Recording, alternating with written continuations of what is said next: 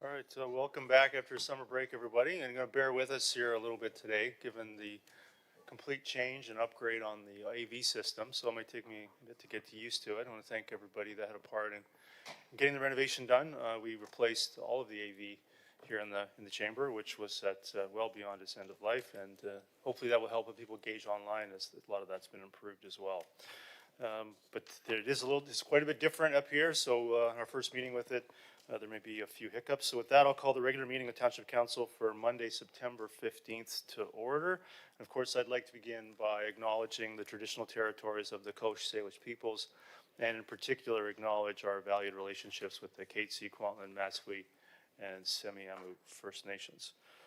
Ms. Bauer, there are no proposed amendments to the agenda, is that correct? That is correct. That's correct, yeah. So I'll get a motion to adopt the agenda. Moved by Councillor Pratt, seconded by Councillor Ferguson. Mr. Mayor, point of information. Please go ahead. Thank you. Can you hear me? I just wanted to apologize to council. I've got some jerseys out front. I know it is not the quorum of the council chamber. I will be taking them down right now. It's just an indication of Harry fought 45 years, and his last statement say, finish it. If he can't finish it, he's going to leave it up to the public to finish. So I will be taking that down, but I wanted to apologize to the council. Thank you. All right.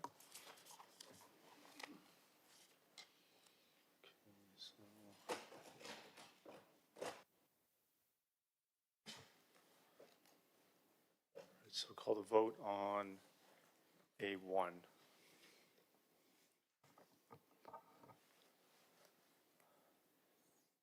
Councillor Bailey. That carries unanimously. We move on to item B1, the regular council meeting minutes from July 21st. Get moved by Councillor Rent, seconded by Councillor Bailey. Is there any discussion on those? Ms. Bauer, how do I, doesn't give me the option to start the voting. You did that automatically? Yes, I did. You did. So can you let me do it? Just moving Sure. forward, because otherwise, okay, because until we get used to this. All right. Councillor Pratt, you need to vote. Yep.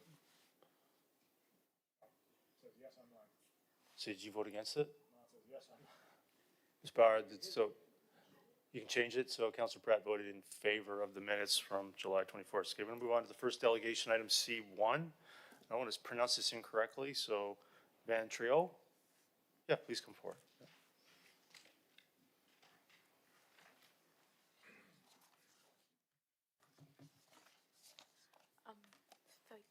Sorry, first time, so I just start talking again? Yeah, if you could just introduce yourselves to council, and then you have 5 minutes, so please go ahead.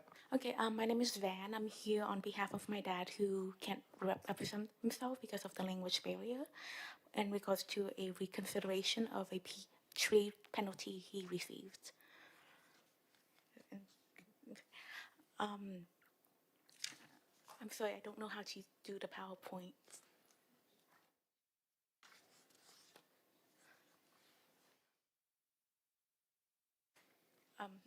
I will do without, it's fine too. I'll just get started. So someone from IT is going to come down and help Okay, you. Yeah. that's good. You're the first delegate on a brand new system, so There we go. apologize for that.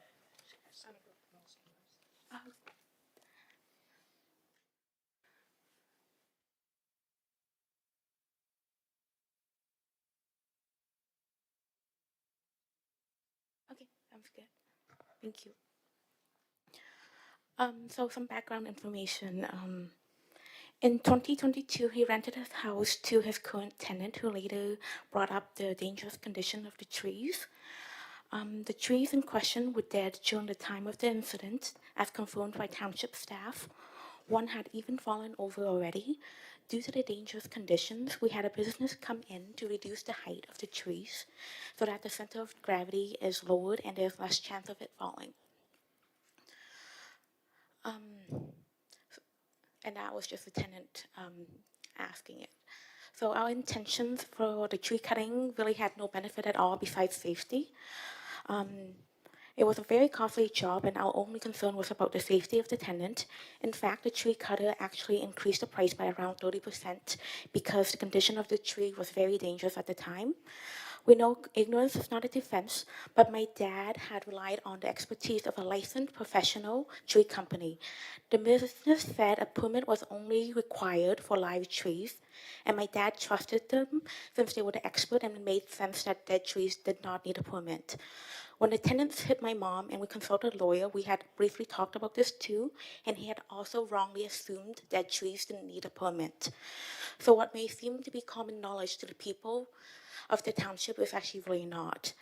And then we also bring up the question of fairness, because why would the business mislead my dad?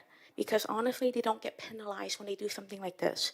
In other cities like New West, who have similar wordings as the township bylaw, outcome depends on the circumstance and all parties can be held accountable. However, as confirmed by the bylaw department here, only property owners ever get fined for any tree cutting that happens.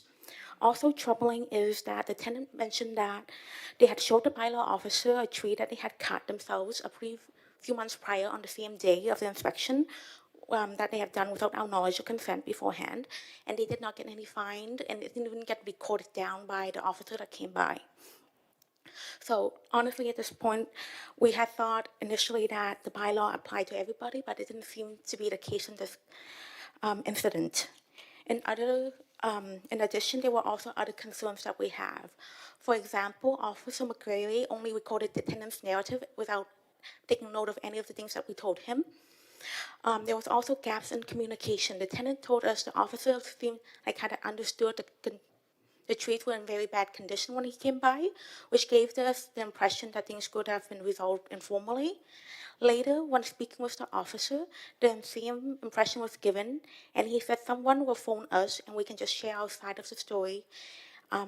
However, instead of that, no phone call was made or received, and we just got a fee letter a couple weeks later, leaving us blindsided and feeling misled. It really became evident that verbal communication can't be relied on. So we did start recording all the communication that we had with the township staff. And we identified like many other times where wrong information was given. For example, the letter says that the fee was based on a second inspection they did, which we had requested a copy for many times, which we did not get, until finally we put in an FOI request and we got it, and we confirmed that the second inspection actually never got done. All this raised serious questions about fairness, proper procedure, communication, and staff conduct. We're not asking for the penalties to be waived like completely without review, but based on everything we've shared, we're really hopefully respectfully asking for reconsideration of the penalties, especially the tree that fell on its own, and a review of our case, or at least for us to get more time to review everything and provide. Okay. Sorry, I missed my place. Go ahead. Sorry about that. To put together and present the supporting records and finding and get an office report to show the trees were in dangerous condition, which would qualify us for the immediate failure exemption. Because at this point, we are still confused about many things. We are still unsure why a tree that had fallen on its own was penalized, what the first arborists have even used to determine the condition of the tree when they were not able to access the property, why only property owners get fined, why bylaw, like what bylaw exemption other groups, what bylaw exempt other groups like business from getting penalized, and more. Thank you. I do have one question from council, so we'll carry on with that. Councillor Kuntz, go ahead. Hi there. So first of all, I respect the fact that you want to help out your dad. Just, do you have any information as to how much the penalty was, and when did this happen? Like, how long ago was it? Happened in May, and the penalty was for 13,700 And how many trees was that for? total. Yep. Yep. It's okay. So an attempt to change and turn on 3 microphones at the same time is not working. So we're gonna, and then turning on the delegate's microphone turns off Councillor Kuntz's microphone. Yes, I believe we did that in order to have the councillors' microphones so changed. you'll but make it notes of apparently that affected the delegates, so for we'll the next definitely meeting, make, because obviously the intent is not for that to happen to the delegate. yes, Yes. yes, we'll make sure we take a look at that. All right, so how do we get both mics on at the same time? I watch very carefully and make sure I turn it on for the moment, and we're gonna figure that one out for you. Okay, because I can't get them both back on at the same time.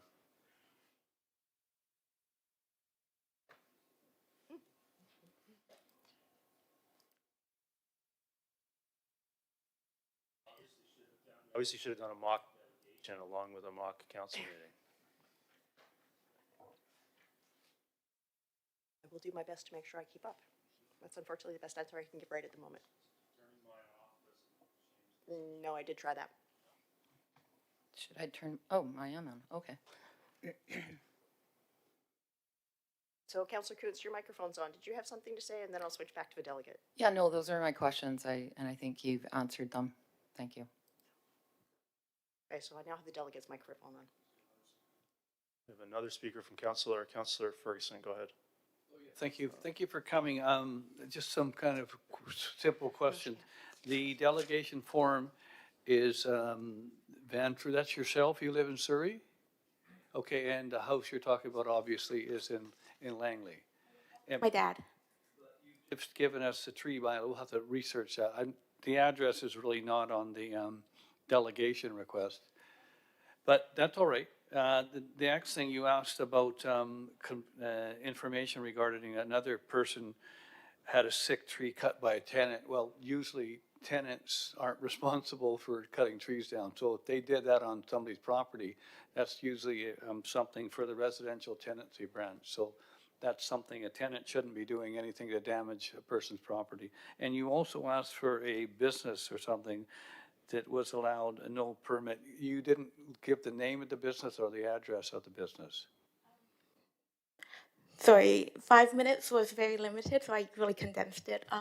So the business name is Nick's Tree Cutting and Landscaping, I believe.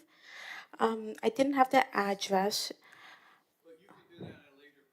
You can send that to staff or the mayor and council or to somebody here in the building, the clerk. Just phone the clerk up and that.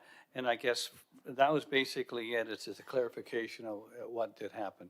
But thank you very much for coming. Yeah, thank you, over here. And thank you very much for delegating. I'm sorry with some of the audio challenges that we were having. I believe you said there was 3 trees that were cut down, but I missed the, what the penalty was, the financial penalty for that. So the penalty was 13,700 total.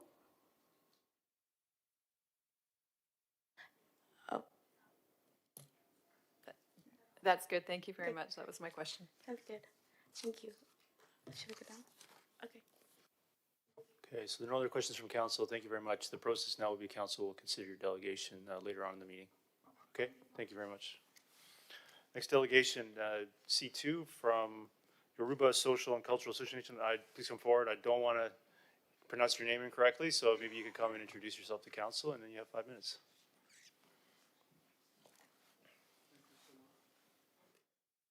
Okay, great. Thank you so much. I would like to.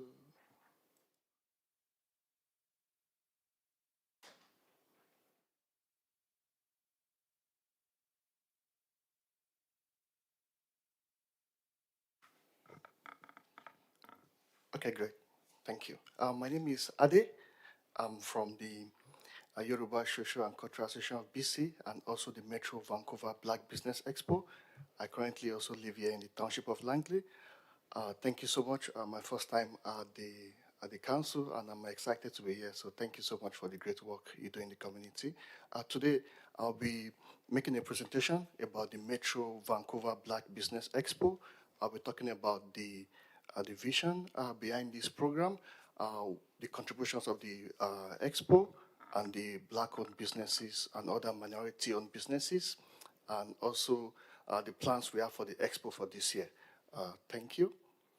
So about the Metro Vancouver Black Business Expo, about 3 years ago, specifically on October 22nd, 2022, we started the Metro Vancouver Black Business Expo, and the vision is to get Black-owned businesses and other minority-owned businesses to showcase their business to the community.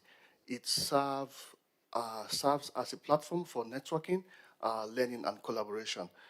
Currently, the expo is hosted in partnership with the Surrey and White Rock Board of Trade.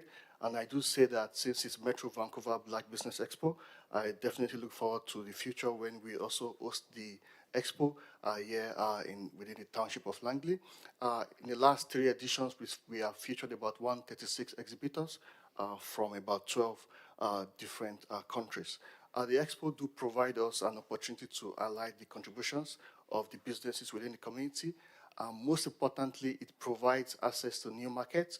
In the last 3 editions, we've had great success stories of about 20 new businesses who have developed, very much to highlight that we do have, for example, one of our business owners who is building a youth incubator hub and has been able to get lots of youth at risk out of from their various vulnerable positions, and now they are currently in a training program, learning how to program, software development, machine learning, and IT. And that's just to highlight one of the success we've had from the expo.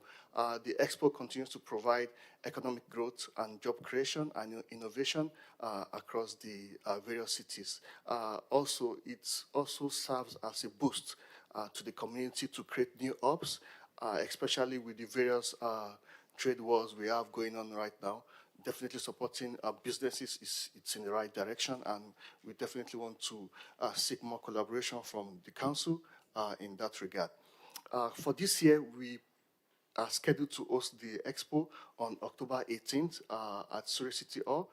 We do anticipate about 300 attendees, and what we're going to have this year, we're going to have some few new business owners who are kickstarting their career. For example, we have some business owners starting a cybersecurity application. We do have another business owner starting a career mentorship program using artificial intelligence on track career. We do have about 2 farmers who actually they grow their crops and they get that crop back to the market, and also that provides consumption to the community. We are also going to have various workshops on entrepreneurship, marketing, and growth. One of the reasons why we decided to approach council, firstly, is to say, since it's Metro Vancouver, I believe that it's good for us to come to council to also present this idea we've been doing for the last 3 years. In addition, we would like to also seek the council's support for this year's expo. I know there's an economic development team within the council to which I've written some emails to try to also connect with. We would like to see if we can have a delegation from that team to also attend the expo this year, with the view to be able to cut across bridges and provide some form of collaboration for these businesses within the community. Most times we get questions from these business owners to say, how can they collaborate with the city on various programs they are doing? For example, like the incubator hub that I mentioned, that's a very good business owner trying to support youth at risk in the community. So that collaboration would be very great for us in the community. And in addition, apart from the proclamation, which is in there, we would also like to see how we can work hand in hand with the economic team on having a form of information decks within the council, which we can always take back later. I know my time is coming up, but I would like to say thank you so much. And when you think of the Metro Vancouver Expo, think of it as an expo to support all minority-owned businesses, not just Black-owned businesses. Thank you so much. Yeah, thank you so much for your delegation, and I'll check my calendar later to see if I can make it. And in Surrey City Hall, in terms of Metro Vancouver Expo, what led to the decision to host it in Surrey? Oh, thank you so much. So the very first year was very challenging, and we had issues with space, accessibility, and all of that. So Surrey was one of the first locations that we were able to locate and get a venue very quickly. So in the last 2 years, we've had the last 2 series also in Surrey. But then as we continue to get more comfortable, right now we developed from about 100 attendance in the first year. Now, last year we were about 500. Now we have about 136 businesses. We decided to say it's time for us to expand and share this vision across board. I don't know if you've heard about the expo before today, but I believe that it's good for us to come in here, present this idea, and see how we can work with the various cities going forward to see how we can at least move the expo around and promote that support for business owners across board. Our members live across, all the cities. I live here in Township of Langley on 76B Avenue, but I do believe that many business owners I know of personally are even within Township of Langley to across board. So the idea is that we should be able to get the expo to move from different locations to showcase this support to the community. All right, thank you. And if you'd ever be interested in hosting one of the future events at the Langley Event Center, I think we welcome you with open arms and think that would be fabulous if you would consider that at some point in the future. Oh, thank you so much. Thank you Yes. so much. So council has your presentation slides in front of it, and the process would be to consider the delegation further into the meeting. So thank you very much. Yeah, thank you, sir. Thank you so much. Next delegation is C3 from Marcel Horn, Langley United Soccer Association.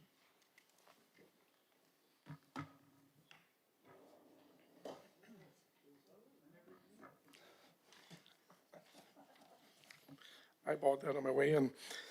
How are you guys doing today? Marcel Horn, I'm your executive director for Langley United. I just wanted to take a moment, coming into the start of the fall season where we were just enjoying the opening of Smith Athletic Park.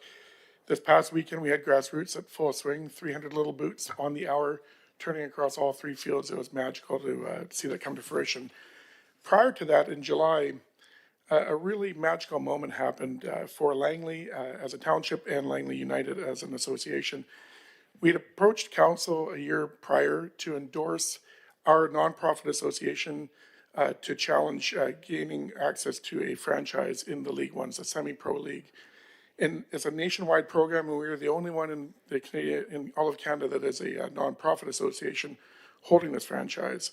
In our inaugural year, in a climax moment in the 95th minute, our very own Langley homegrown captain, we took home the trophy. So we won the League One Cup in our inaugural year. And what's key for that is it really solidified player pathway from grassroots all the way through to semi-pro. Brody, who is our team captain, he was a Langley United player, played through from the ages of 11, went on to play in La Liga 4 in Europe, came back to SFU to further his studies, and was our first signing. And then you've got the images of him hosting this cup.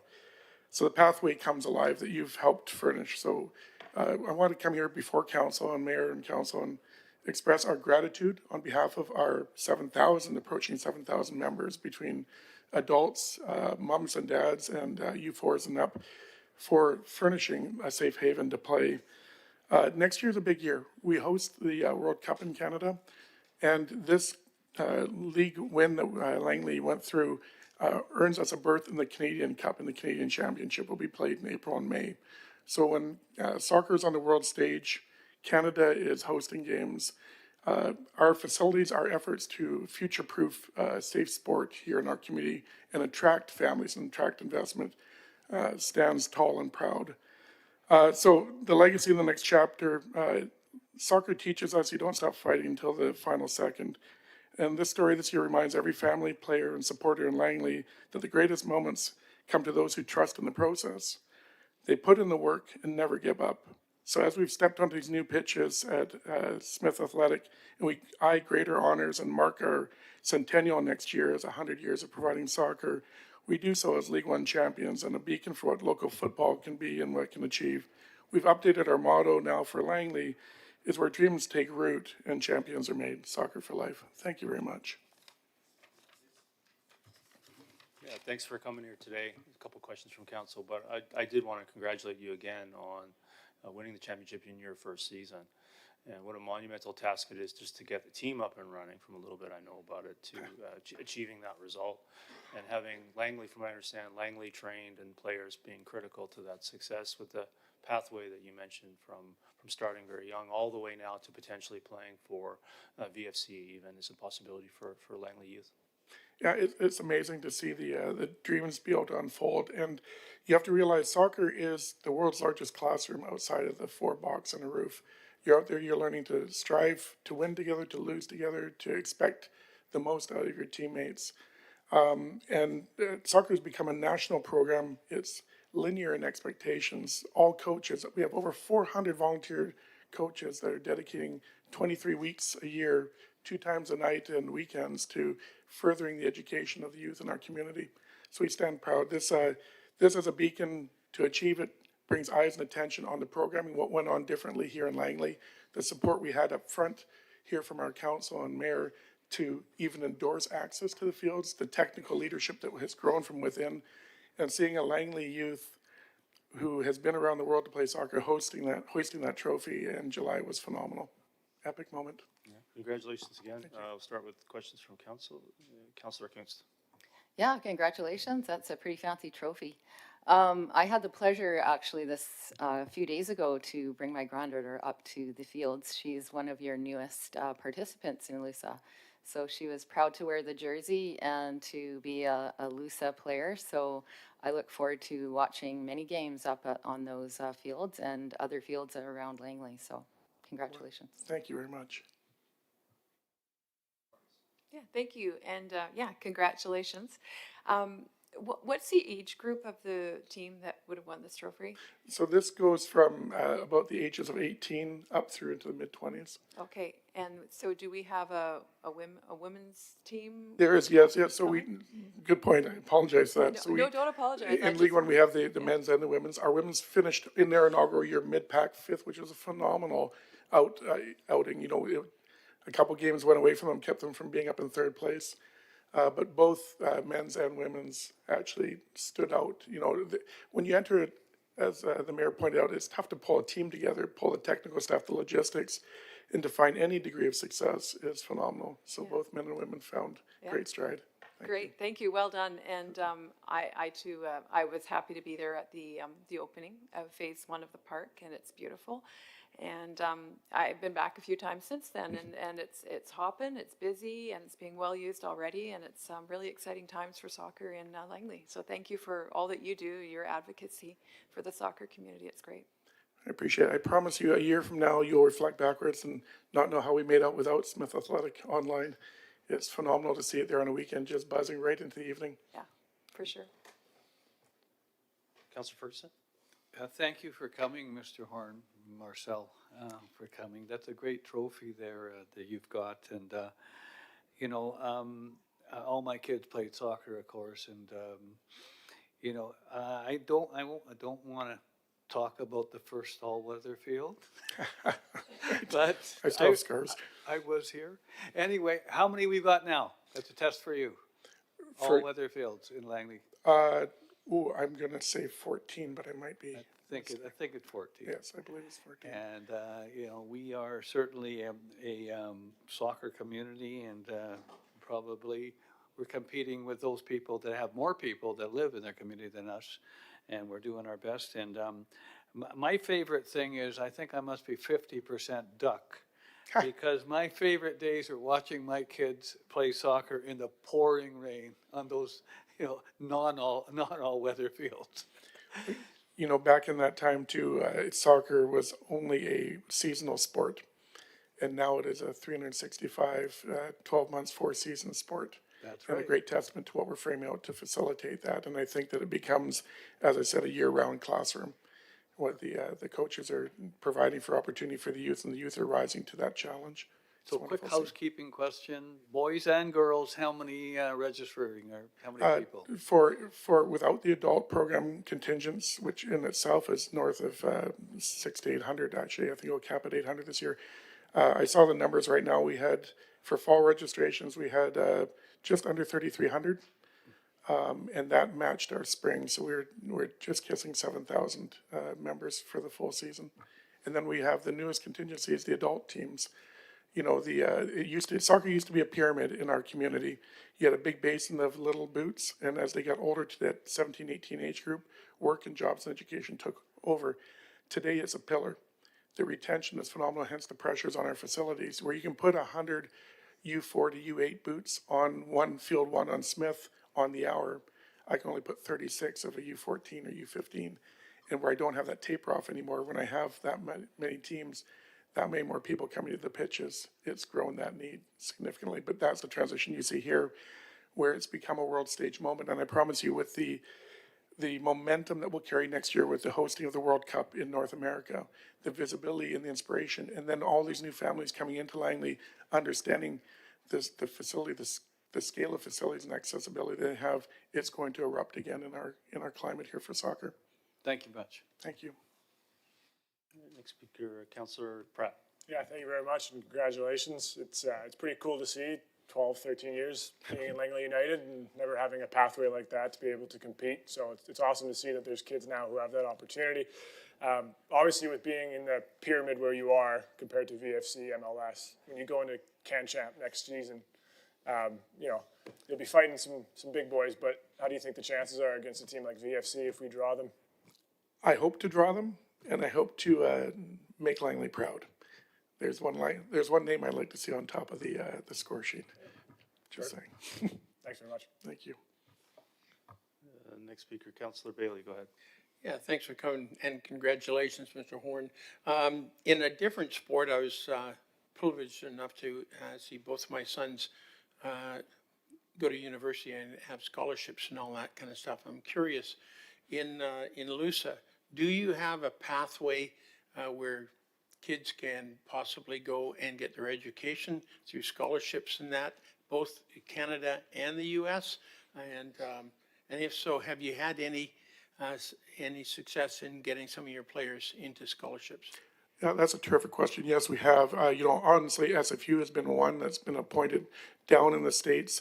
We have great technical leadership through Azad and Chelsea for the men's and the women's, and they have chaperoned multitude of coach sightings and player placement over the years, not just this past few years, but over the last decade. Ourselves, LUSA, we pride ourselves on promoting a small scholarship from the club and association, but behind the scenes, we have educational seminars where we're bringing in the graduating youth, the U17 and U18s, expose them to the schools, bring them out, bring the coaches in, and try to find that lineage. So it is a major component. What this does is this allows even European sightlines beyond the U.S. So Brody Thomas, who was our captain who hoisted this, he had gone abroad. He had gone from LUSA into the Prim League, then over to La Liga 4, and then he came back to SFU where he had been, I believe, the top goal scorer. He had injury time this year in our season, but he was still number 2 in scoring, but then to hoist it, so it was a full circle moment for him. And now he's a coach in our club, mentoring the youth as well.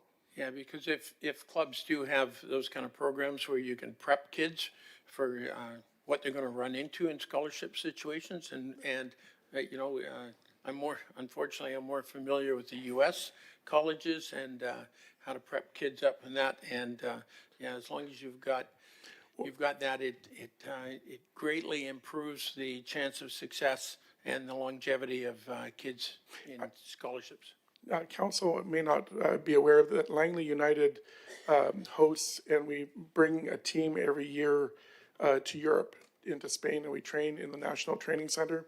We expose them to the European way of football to give them and the parents that are seeking that next level of higher play sightlines for that side as well. There have been obviously some challenges as of late with our U.S. Southern counterparts and some administrative and travel concerns. So Europe has definitely been a strength in our book, and will probably be leaned on even greater in the future. Well, thanks and congratulations. Winning in your first year in the league is something not many organizations achieve. Appreciate that. Thank you. So thanks again for coming here today, and again, congratulations and everything you're doing. I mean, some of those numbers that you quoted are pretty phenomenal, and they're continuing to grow and expand every year with significant per capita student populations, as I've been talking a bit about, but also retention that you mentioned as well. The demand for sport in our community is extreme, and it's continuing to grow. One of the best things I've seen is the Mom and Dad's program. you know, the kids have gone, they come to bed, and the mums and dads come out in the evenings, and they've been playing. That's been a neat cycle moment. But I appreciate Mr. Mayor and Council. Thank you for your ongoing support and kind words today. Yeah, appreciate that. Thank you again for coming. Thank you. Does anybody wish to process the delegations rather than have the delegates wait until later on in the meeting? I'm happy to have anybody who wishes to do that. Councilor Richter. Yes, I'd like to move a referral of C1 to staff for, Is there a seconder for that? I'll second. Seconded by Councilor Kunst. Is there any discussion? Seeing none, call the, that didn't work, Ms. Bauer? Quicking voting session start doesn't work. Do you have it now, sir? I didn't hear that, sir. I'm sorry, do you have one now, or? Yeah, we had a motion on the floor, no speakers, voting session start Okay, didn't I work. just opened one for you. It should be there now.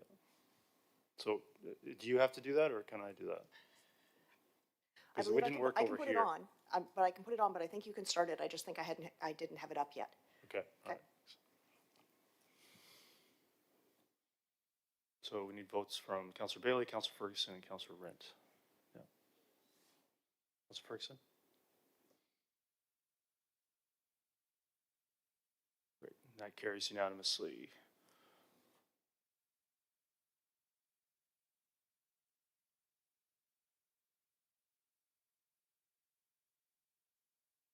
Does anybody wish to move a motion regarding the second delegation, C2? I'll make the same motion then to refer delegation C2 to staff for a report, seconded by Councilor Pratt. Is there any discussion on that referral? Same problem, Ms. Bauer. Can't call start. And so we'll get that resolved, but I need to be able to do it on this end. So you still need Councilor Kunst, Councilor Ferguson. Councilor Ferguson, yeah. And that also carries unanimously. So for the two delegates, your delegations have been referred to staff for a follow-up with council on the request that you made. So thank you again for both coming here today. All right, so. Go ahead. Sometimes when delegates leave, they're confused as to what just happened. So if someone can make sure that they understand before they leave. Yeah, so What maybe that Ms. means. Bauer can have a member of you. legislative service meet them in the lobby and explain that the referral back to staff generates a report to council to consider the requests that you made in your delegations. Okay, all right. Thank you for that. So, Ms. Bauer, next item is E1, Infrastructure Renewal Program and Policy, deferred to this meeting. It's back on the floor, Ms. Bauer. Yes, that is correct. It was deferred, so it has already been moved. Floor, yeah. So I'm going to move deferral again to November 3rd, seconded by Councilor Rent. Seeing no speakers, call the question on that deferral.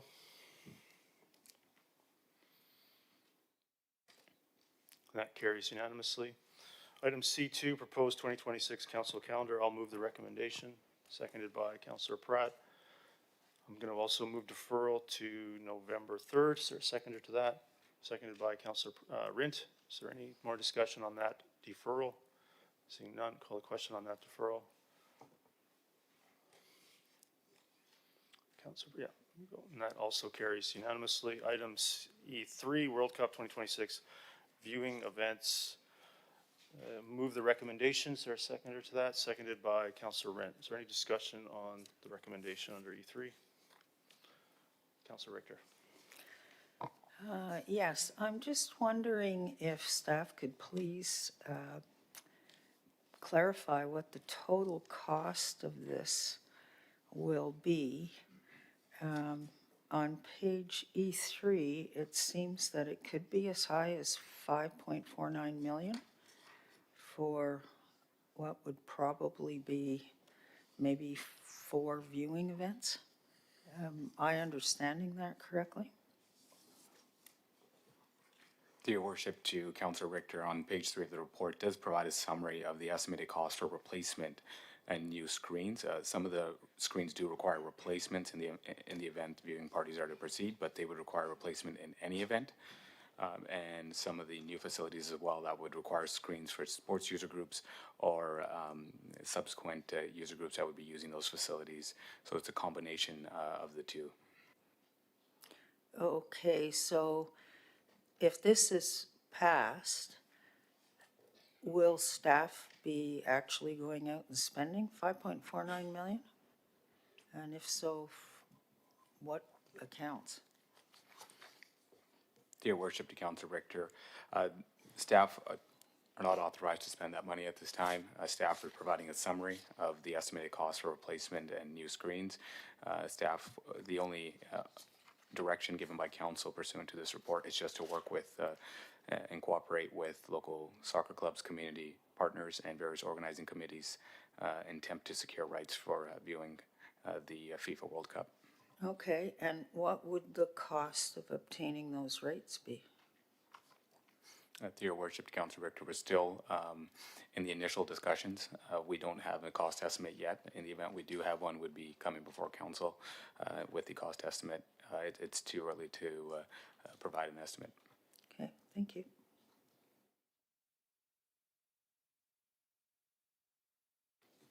Councillor Ferguson? Yeah, thank you. I think many of us are studying what's going on in the news regarding the FIFA World Cup, and it's exciting.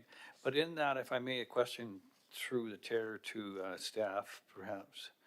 Anyway, I understand that if we wanted to have one of those teams come out to Langley and just kick the ball, they'll have a practice or something like that, that we could view upon.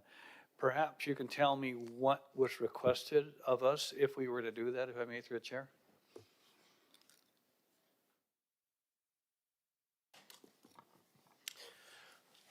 As far as the actual training for teams, there was quite a process led by FIFA for throughout Mexico, US, and Canada. There was an expression of interest process and a number of different requirements. Township of Langley did not submit for that, or didn't have any community partners who submitted for that. I can tell you though that the requirements are quite onerous, especially around security.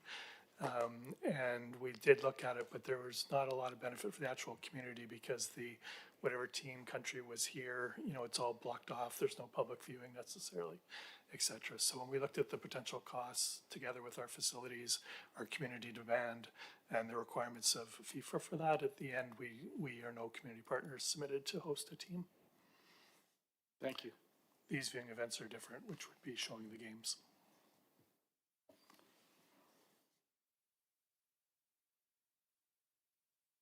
Great, seeing no other speakers, I'll call the question on the recommendation.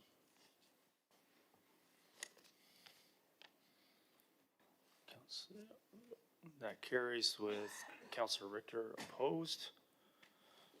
Ms. Bauer, could you bring up the subsequent motion related to E3?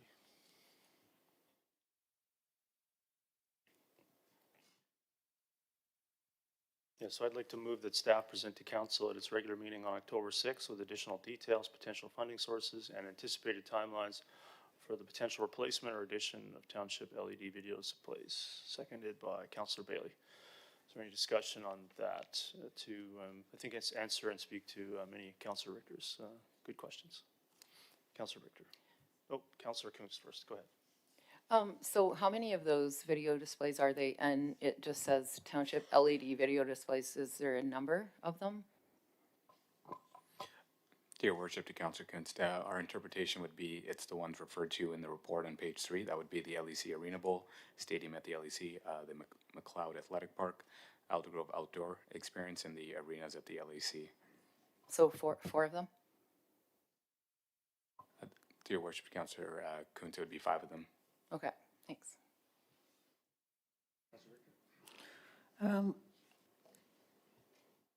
Shouldn't this go to like the budget process? I mean, if the potential for replacement of these is going to run as high as 5.49 million, I would think that that's more of a budget item than a let's rush to get it done next meeting. Thank you.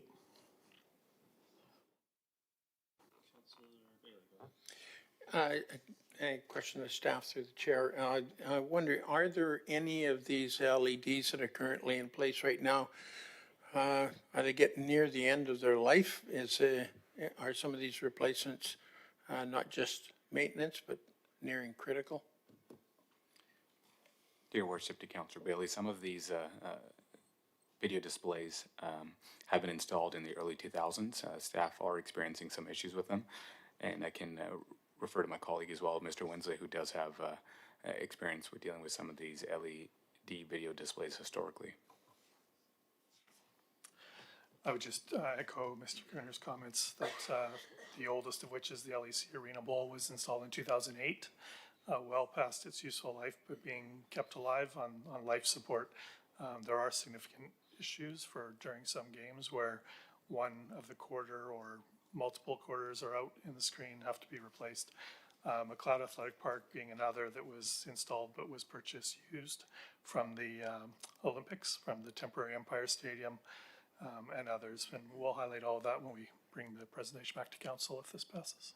So I'm just wondering in this, if you could identify, I don't know, prioritize or identify any ones that are more critical in terms of replacement? Thank you. Certainly. Great, call the question on the associated motion.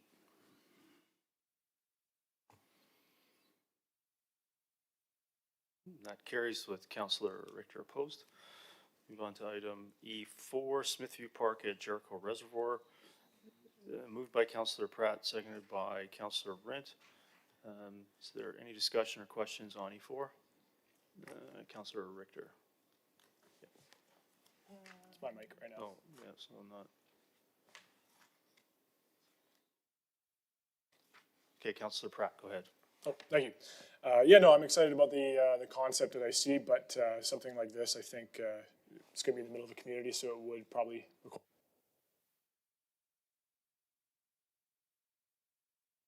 Just that bad of an idea. I had to shut the mic off.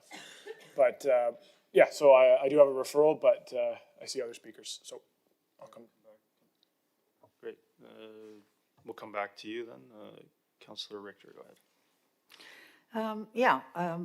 This, as I understand it, is something new in the township, a rooftop park. And I concur with what Councillor Pratt's suggesting, that maybe we want to talk to the public, especially those who live in the area. If you're having a venue for events up on a roof, what happens to the noise in that area? And are the residents at all concerned about it? I'm also wondering how much it would cost to build and maintain a rooftop park. Does it cost more of a premium because it's on a rooftop than it would be on the ground? And again,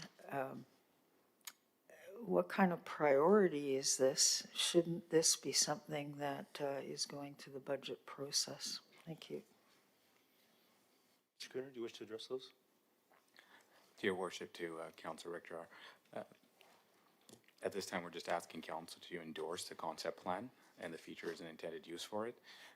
Once we're in a position with a detailed design, the detailed designs would have construction estimates, Class A, Class B, or Class C contingencies that allow us to provide the details to Council for its consideration. However, with respect to this Smithview Park at Jericho Reserve, we do already have Council approval for up to $125,000 for detailed design that was historically approved. So we are just bringing that and getting it approved once again due to the fact the concept has changed. But all those questions would be answered during the detailed design phase and consideration of Council prior to construction. Okay, but I still think there's a step we might be a step ahead of ourselves with this one. Like, is a rooftop park a good idea? I don't have a clue. We haven't had any in Langley. Are there other communities that do have them? Anyway, thank you. Can you please take down the previous item? Yeah, thanks. Councillor Bailey, go ahead. Yeah, I really like the idea of referring this from Councillor Pratt. I'm quite interested in seeing what people would think about, especially in the neighborhood, would think about a brand new approach Just want to So- confirm for the record that was not Smithview Park at Jericho Reservoir. That's not the proposal. But anyway, go ahead. So, yeah, I would support referring this back.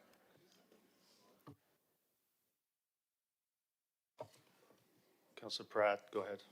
Yeah, thank you, Your Worship. I'd move that E4 be referred to the public for public consultation, or the preliminary plan be referred to the public for public consultation. Referred to staff to conduct public consultation? Sure. Sure. Okay, so is there a seconder to that? Seconded by Councillor Bailey. Do you wish to speak to it? Nope, I think it speaks for itself. Any other speakers on the referral? Seeing none, call a question on the referral. And that carries unanimously. So move on to item 5, Ponder Park improvements. Moved by Councillor Ferguson, seconded by Councillor Rinn. Is there any discussion on E5? Seeing none, oh, Councillor Richter, go ahead. Yeah, I was just wondering, will this park include a dog off leash area? Are there plans for that there?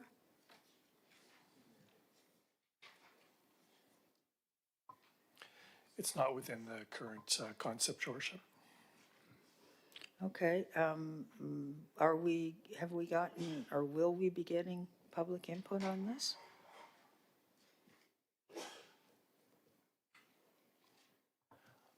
I would suspect that if council were to approve this, it's right now, the second recommendation is it's being referred to the capital budget process, so nothing will be happening immediately. But if council was to proceed and fund the technical site analysis, detailed trail design, et cetera, then normally we would get public input as part of that process. Okay, so if we go ahead and do this, is there still an opportunity? Because it would seem to me that would be a perfect location for a dog off leash area. Is there an opportunity to add one after the fact?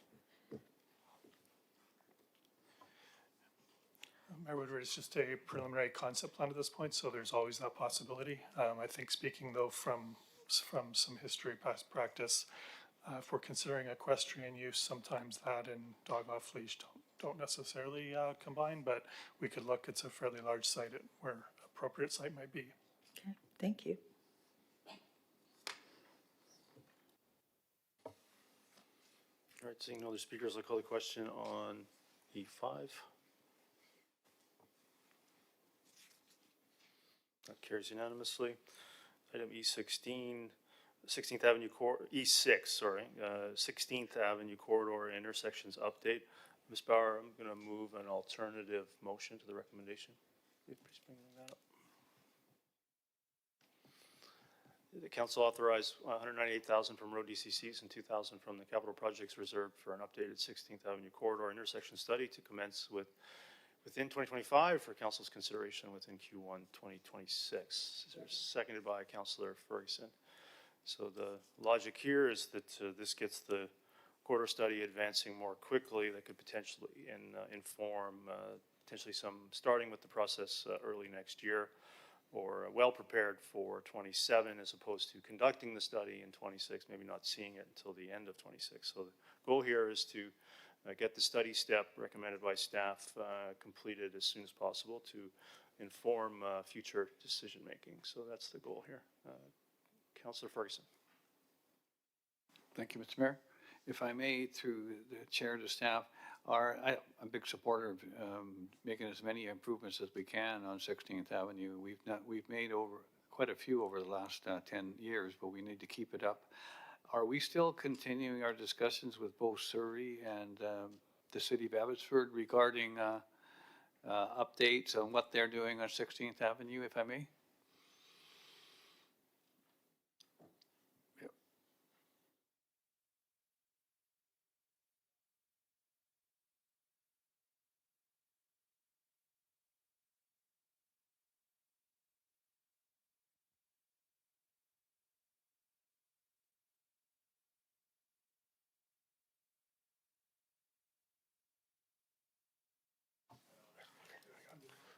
Okay, He's back. like, I got it. Yeah, so through your worship, yeah, staff are continually coordinate with the city of Surrey and the city of Abbotsford, and in particular with this motion, if it passed, we would connect with them on the 16th Ave corridor. Thank you very much. Good. Thanks, Harry. Does anybody wish to speak again? Councillor Bailey, go ahead. Yeah, I live down that neck of the woods, and anything that's going to speed up making 16th Avenue safer is very much welcomed. Just about daily, I see either left-hand turn slot passes coming into their own left-hand turn slot, shooting through the intersection into the oncoming left-hand turn slot. And I can't count how many times I see people passing on double solids, on hills and everything. So whatever we can do to speed up making 16th Avenue safer, I'm all in favor of. Yeah, are there any like sources of funding, as the 16th Avenue corridor is like one of the main ones for Roberts Bank and Terminal 2? Is there any like federal or provincial monies that can help us on 16th Avenue as it flows through Surrey, Langley to get to Highway 99? Dear Worship, to Councillor Kuhn, staff do always explore different levels, agencies and different levels of government when it comes to fundings or grant opportunities. We are always in communications with the provincial government or federal or even TransLink and our neighboring municipality, the city of Surrey, if there's any funding opportunities that may assist in relation to 16th Avenue, as it is a major arterial road, designated truck route, and it's also a TransLink major road network as well. And at this time, are we aware of any, or is that something that is still sort of ongoing? Dear Worship, Councillor Kuhn, that it's still ongoing. Thank you. Yeah, through you to staff, I'm just wondering if this study that comes back to us will include capacity and volumes, current volumes and the capacity of the road. I'm just wondering where ultimately this is going. Are we talking about twinning this road? And if we are talking about twinning it, is it necessary, or is that even going to be an option that comes forward for council to consider? Yeah, Mr. Kerr. Dear Worship, to Councillor Richter, so essentially it would be a corridor study that'd be focused also on an intersection study as well, and the item is to reassess the priorities and to provide recommendations to council, whether they're medium-term recommendations or long-term recommendations, and some of those recommendations may be not limited to, but maybe in relation to potential widenings, further intersection improvements, and whether it's east, west, left turn lanes as well. So the study itself will be quite technical in nature and detailed for council's consideration. Okay, well, as I understand, twinning that road is going to be a major expense. So I hope that we'll get details on capacity. Thank you. Councillor Martins? Yeah, thank you. And I'm glad to see this coming forward, and I fully support it. I think it was said earlier at this table, I don't know many offenses I heard listed under the Motor Vehicle Act, and I just want to raise up our local RCMP and URSU, who routinely head to that stretch with an attempt to deter some of the driving practices. And I don't know how many tickets they've actually written. It's been quite extensive, but I think practically speaking, we can't rely on enforcement bodies to change the driving behavior.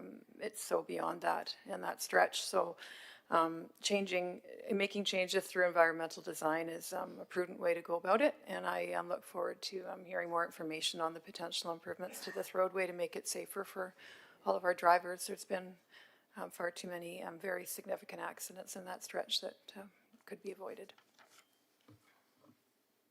Good, seeing no other speakers, I'll call the question on the alternative recommendation as amended under E6.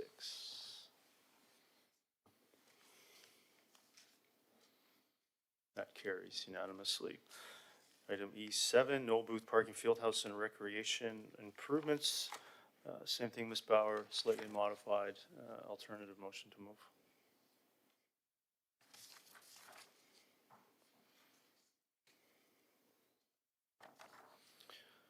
Yes, so it's slightly different than the recommendation, again, to advance it more quickly and add consultation with applicable sports user groups. So the major changes are bolded there.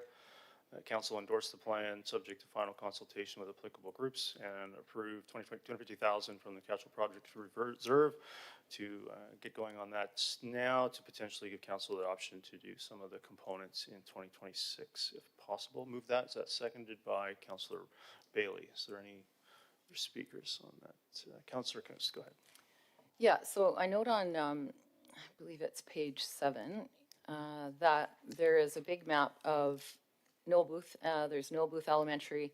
And then right sort of adjacent to that, which I know is an open field right now, but it's a new grass field with 2 senior softball diamonds. Is that land?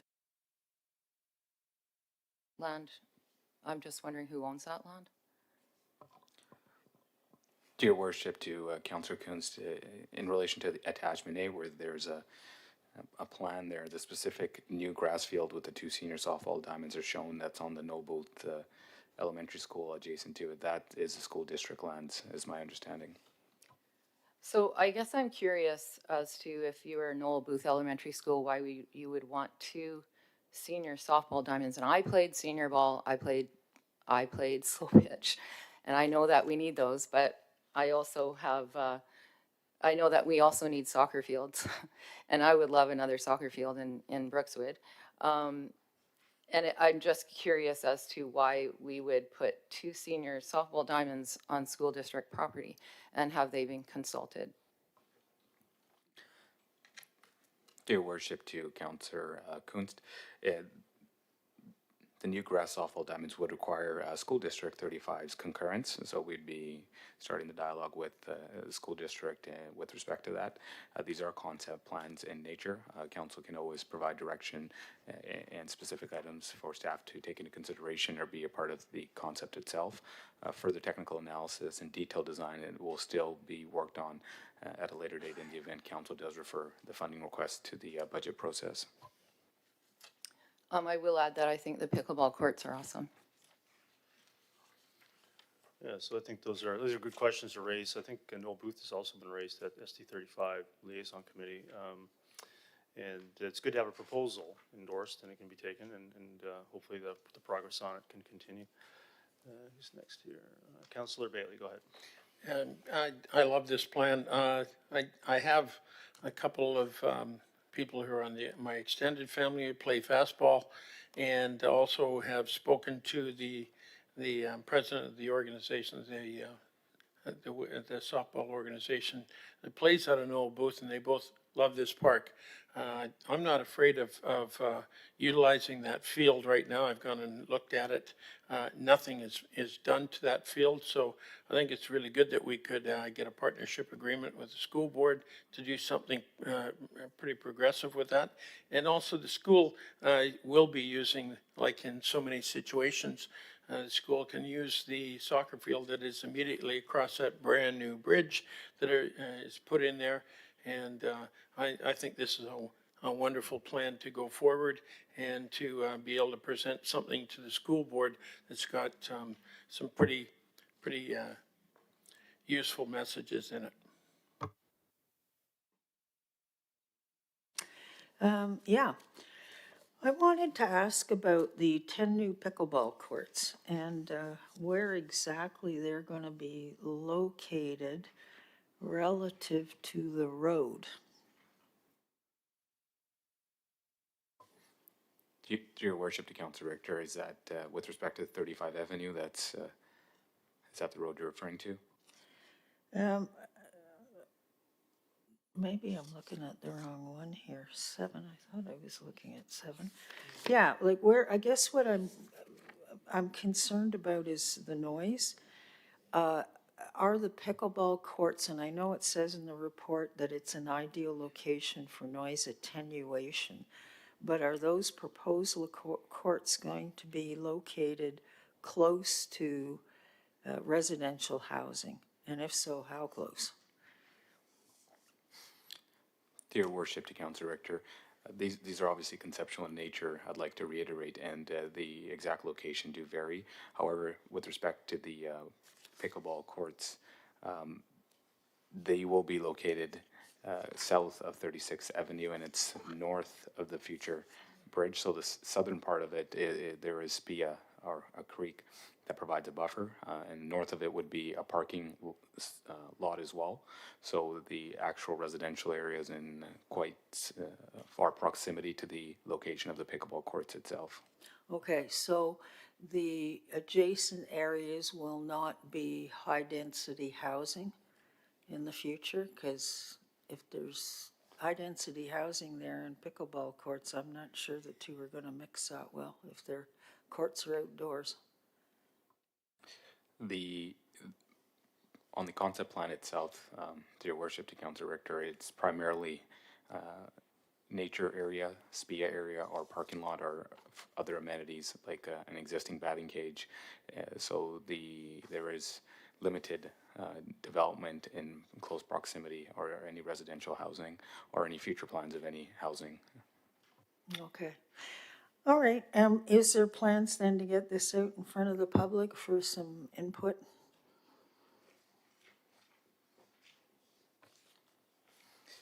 Through your worship, to Councilor Richter. So essentially this is a concept plan, and as Mr. Winslow had indicated earlier, the capital, in the event it is referred to the budget process, the budget itself and the capital request will be a part of a consultation process, and specifically the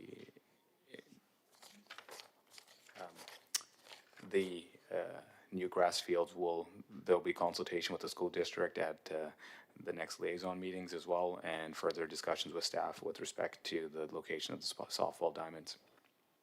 Okay, so this is gonna go to the liaison committee. I'm glad to hear that. Thank you. Yeah, thank you. And maybe just further feedback with we're working through the new technology. I don't have the ability to see the amended motion while we're discussing it. I know in the old system I could click through different screens and find it to refresh my memory of what we're talking about. So if that's able to be put up on the other Ms. Bauer, screen. that's the next one, not the current one. Oh, we got another amendment. Okay. There we are. Yeah, so, okay, no, thank you for that. And, okay, and then what I was trying to clarify is, so I'm glad this is going to the SD35 committee. I'm just wondering if our staff know offhand the typical movement of the children that attend Noel Booth Elementary School during the day on nice weather when they're outside, or even not so good weather and they're running out at recess and lunch. Where in this park do they typically go? If I can, through the chair and staff. This is a very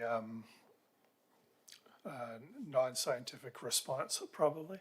The current septic field for the school is to the east of the school. There are grass fields there that are soil-based. I would suspect that they go there, and then there's some hard surface area to the west of the school. However, we do know from traffic patterns, and I'm not sure if it's recess, lunch, or before or after school, they do go down into the park as well. And one of the upgrades that council previously has approved is some upgrades to the playground at the bottom of the bridge there on the north side of the trees. And they do use the synthetic turf field for some events, but I'm not sure if it's during school or outside of school hours. Okay, thank you, and appreciate that. So I hope that we'll get some more information then from the school district on their preferences on this. So great, always good to see updates to fields, as long as it's workable for all those that use it. Thank you. Okay, seeing no speakers, call the question on E7.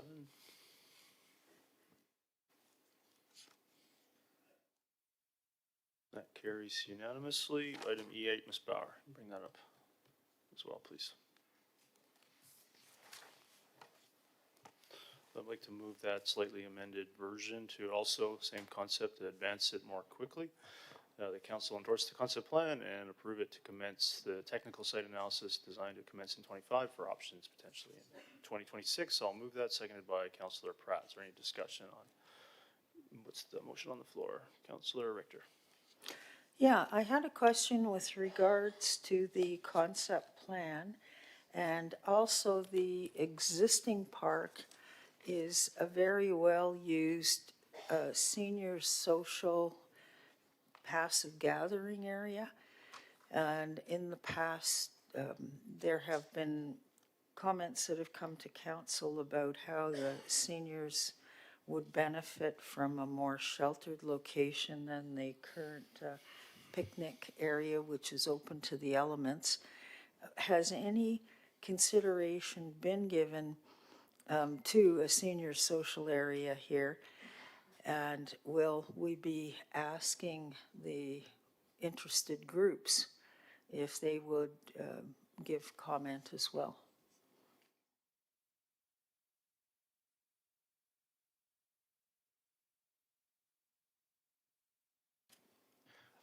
I can perhaps respond, Mr. Cooner. We did get some feedback as referenced from some seniors groups maybe a year and a half or 2 years ago. That resulted in council approving some funding to add an additional shelter to the west of the parking lot on the south side of the park. Since that time, I think the feedback's been very positive. Haven't heard anything further, but we could go back and ask them if they were interested in some additional space. But I think they're pleased with what council previously approved. Okay.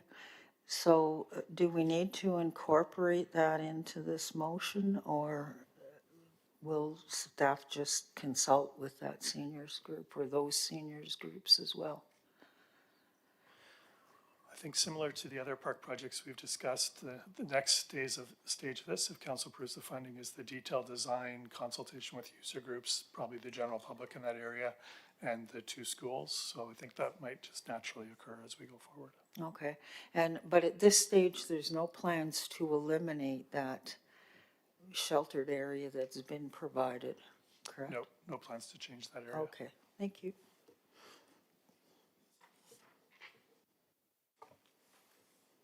Great, let's call the question. Seeing other speakers, call the question on E8.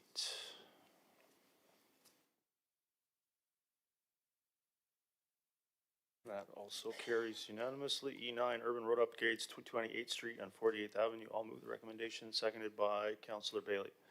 Is there any other discussion on E9? Councillor Richter. Yeah, again, I'm curious, will we be sending this for public input at some point?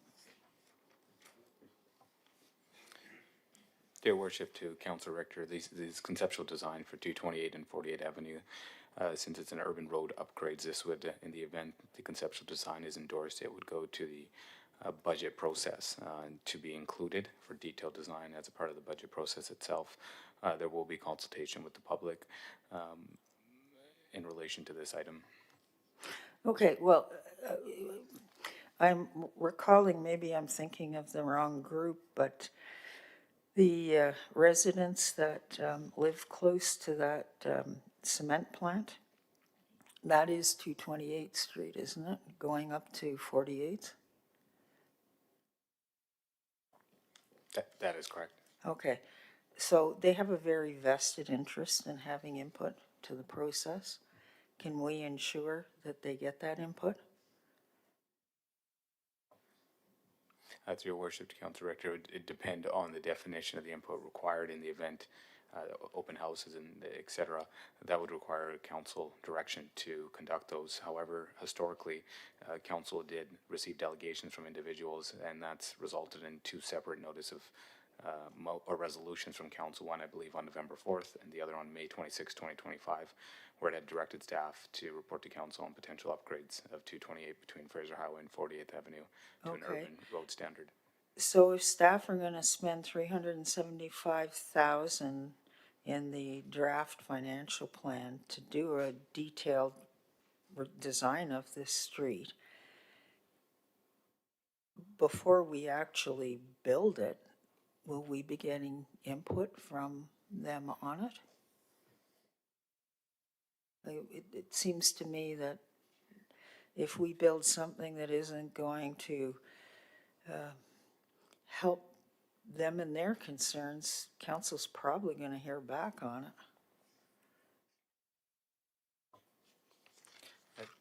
Your worship to Councillor Richter, the concerns are with respect to the resident. There's also concerns from a staffing perspective as well for these items, so there'll be still more detailed design needed to at least allow construction estimate or allow the public to see what is actually being proposed, as there's still topographical surveys, environmental items that need to be addressed, so that we can at least get to a detailed design to ensure that the public can see that, and it would be a part of the budget process itself for the public to provide their comments or concerns. Yeah, but by the time it gets to the budget process, there's so much in a budget that this one item could get lost for them. Okay, is there another way we could just say to them, we have a report and it's been approved? If you and your group want to have a look at it, please come and have a look at it. Or please ask and we'll send it to you.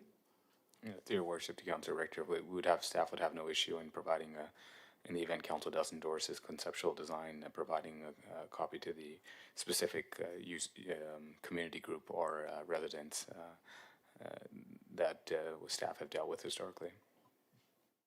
Okay, thank you. Seeing no other speakers, I'll call a question on E9.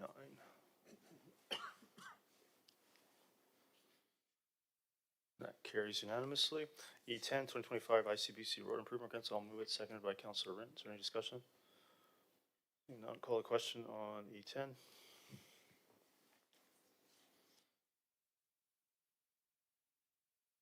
Okay, so we're still on the previous item for some reason, Ms. Bauer. So how do we clear that?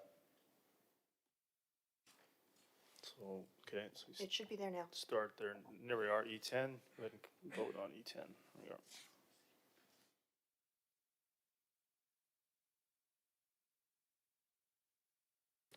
And that carries, it says yes is 8, so I guess that carries unanimously.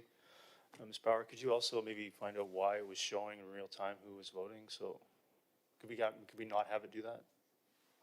We will find out why I did that. Okay, we can find out why I did that, okay. E11, pre-zoning options along 200 Street corridor. I'll move the recommendation, seconded by Councillor Pratt. Is there any discussion or questions? Seeing none, I'll move deferral to November 3rd, seconded by Councillor Rint. Is there any questions or discussion on deferral? Seeing none, I'll call the question on deferral.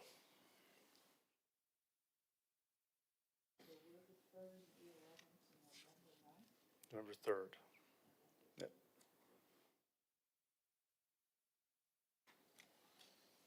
That carries unanimously. Ms. Bauer, can you find out why it says 8? I guess it's only counting council, is that? It's only counting voting members. Council is currently only 8 members as we have Right. a vacancy. There's a vacancy right next to me and I had to ask that question, yeah. And the person who's left this seat happens to be here in the audience with us tonight as well, this afternoon. So I'm gonna move on to E12, official community plan update status and timeline. I will move the recommendation, seconded by Councillor Ferguson. Is there any discussion on E12? Seeing none, call a question on E12. And that carries unanimously. Item E13, building permit conditions for 210 76th Avenue. Council, I'm going to move item A only. So the first paragraph plus item A, I'll move it without item B. Is there a seconder to that? Seconded by Councillor Pratt. Is there any questions or discussion? Councillor Kunst. So we received a bit of feedback from the school district on this particular site, and I was wondering if all members of council got that email. And I'll just highlight just a couple of concerns, and maybe staff can help me if there's any answers to that. What constitutes access rights and all associated intersection works, and what are the costs? Is the school district expected to purchase easements? And if so, what is the cost? And what are the exact requirements so that it can be designed and costed and reviewed for approval by the district and the ministry? And I guess the concern is that this is going to delay the building of the school and impact the opening. And if there is any way that we could proceed without these, yeah. Your worship, to Councillor Kunst, I believe that's an email that was sent to Mayor and Council, so staff haven't had the opportunity to review that email in depth and provide some of the comments back or clarify some of the issues in relation to, and especially when it comes to easement rights, et cetera, or access, some of the items for would be considered negotiations or legal. That may be discussed and closed. Separately, I believe the motion on the floor is only been moved as A, and I believe A only relates with access from 76th Avenue. Okay, so is this later on then? I jumped the gun?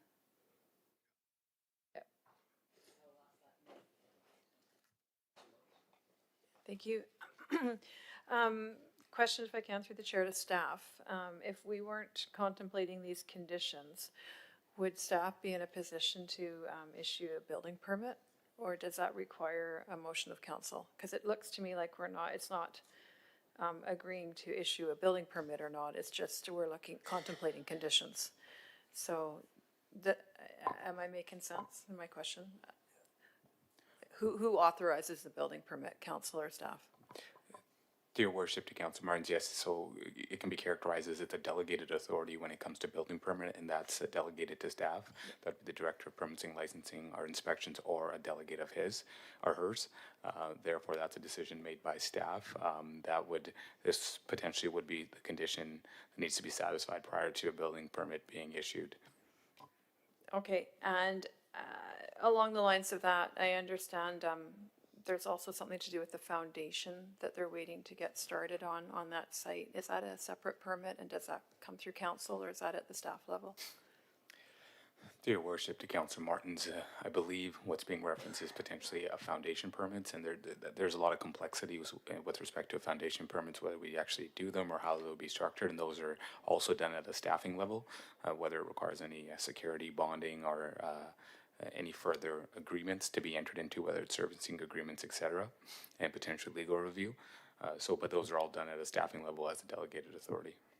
Okay, thank you. So we're looking at condition A, and I'm just wondering if, because the language is a little vague to me. The only image I have is this diagram that I can't actually read the legend on. It's it's been reproduced a few times now. So if staff could help to clarify when we're referring to upper parking lot and lower parking lot, if you could bring up the diagram and maybe just show me where these two are. I don't know what upper and lower means. Is there an upper floor? Is there, are we talking upper regarding the grade, northeast, southwest?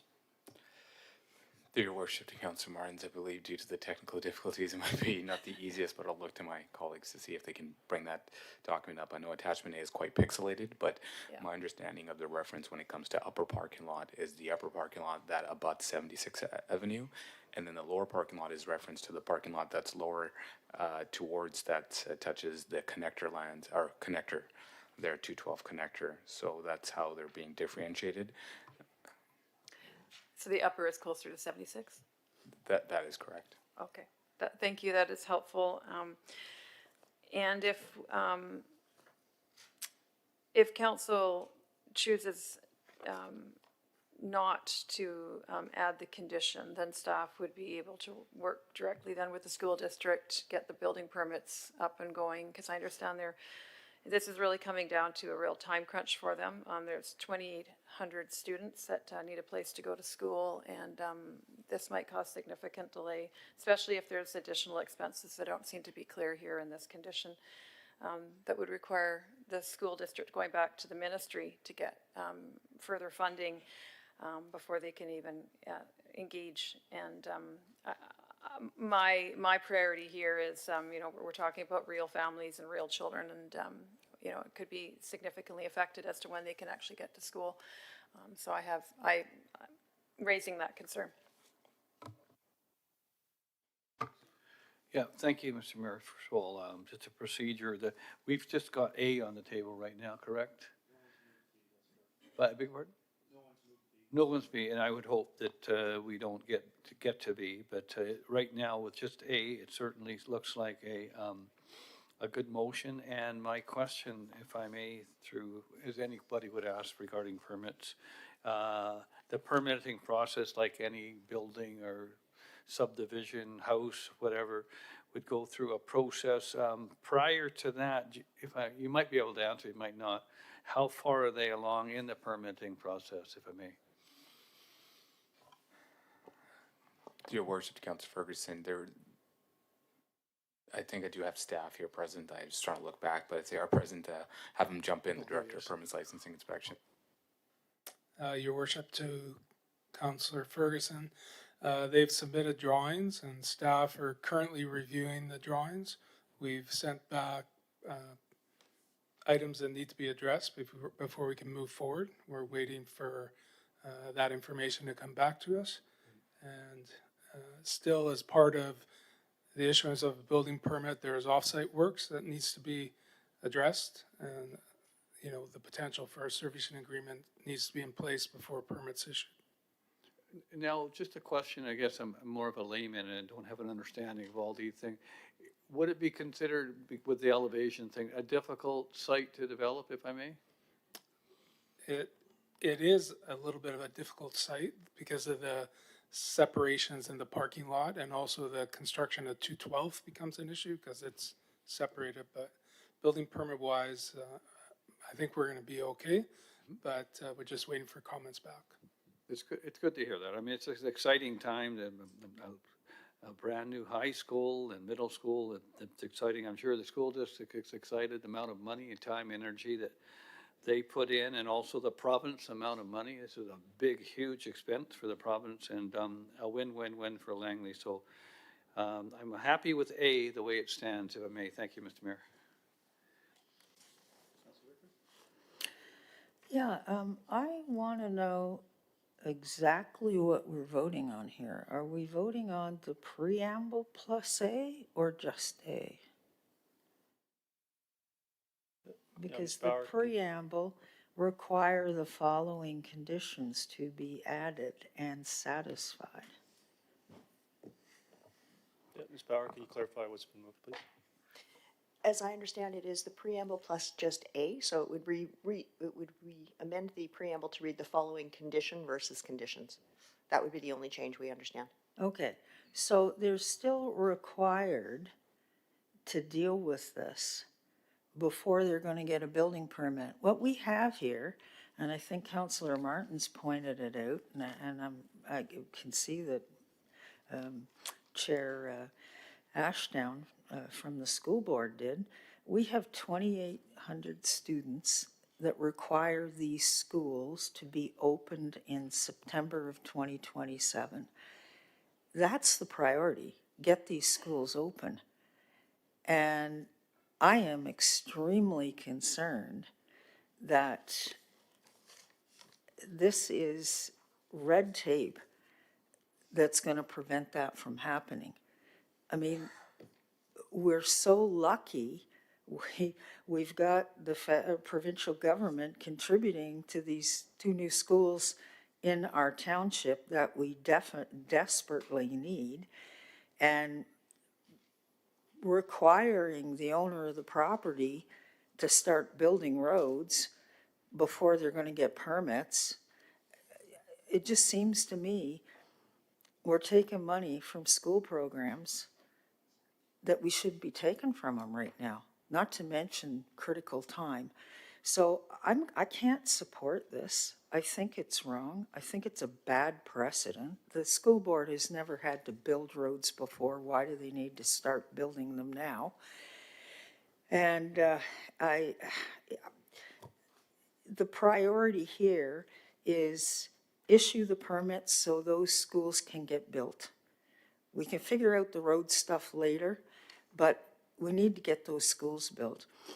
So I'd like to put a follow-up motion on that says, while we're figuring out the road stuff, and we should be taking that to the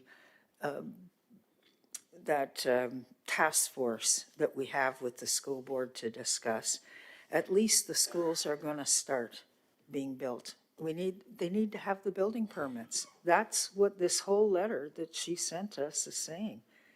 We need the building permits or we're not going to be able to open those schools.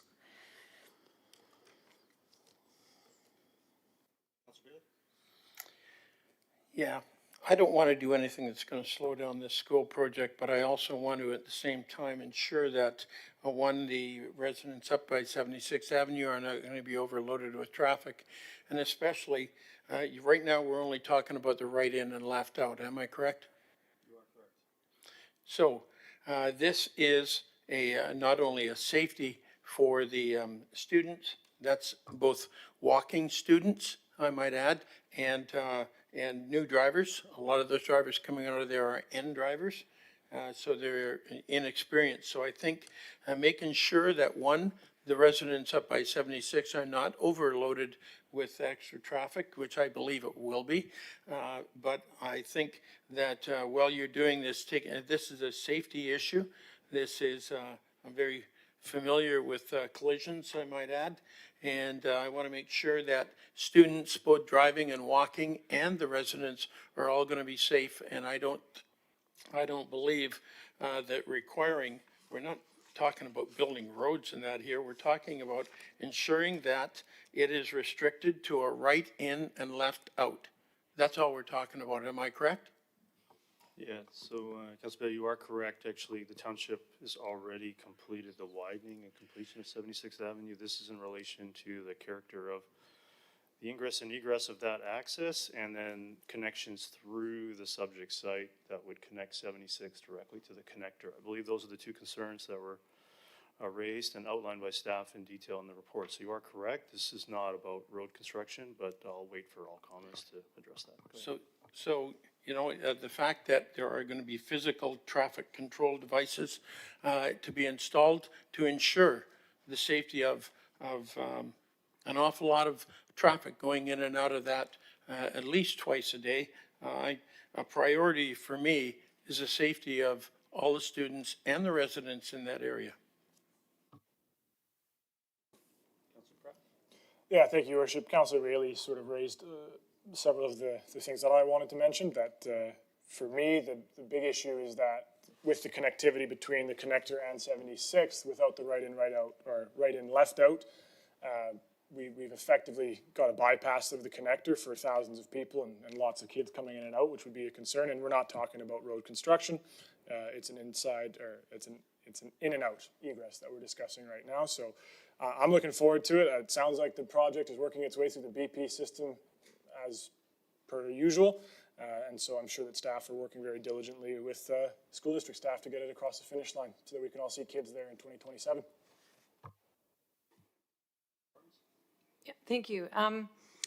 Just following up on earlier comments, we're not just talking about right in, left out movements, and I fully support safety, and I don't think this is actually about a safety conversation here. I think it's about who's responsible for what. The last line says, with physical traffic control devices installed. If I'm reading this correctly, this is suggesting that it's up to the school district to pay for the cost and install traffic control devices. Am I reading that correctly? Yeah, we can get that clarified, Mr. Cooner. I believe that would be a curb or delineators that would restrict the left-turn movement, or let me see here. Yes, it would restrict some of those movements. I believe those are on the order of a few $1,000s. Maybe Mr. Rule can confirm that. To your worship, those are physical control, traffic control devices that would need to be installed to enforce these restrictions in the event council proceeds with this. Essentially, the overall measure is intended to reduce traffic impacts on the surrounding residential areas. So the school district or the owners itself would need to show that these are the physical traffic control devices that will be installed. So I think I can refer to Mr. Rule. I think the township itself has installed traffic control devices that are physical in other sites or within the township itself. So I'll refer to Mr. Rule to provide specific examples. Yeah, through your worship, that's correct. It would be concrete curbing or some of the plastic delineator posts that you see out in the roadway. We don't have an actual estimate for this at this time, but it is, I'd say, minor works for as far as road works go.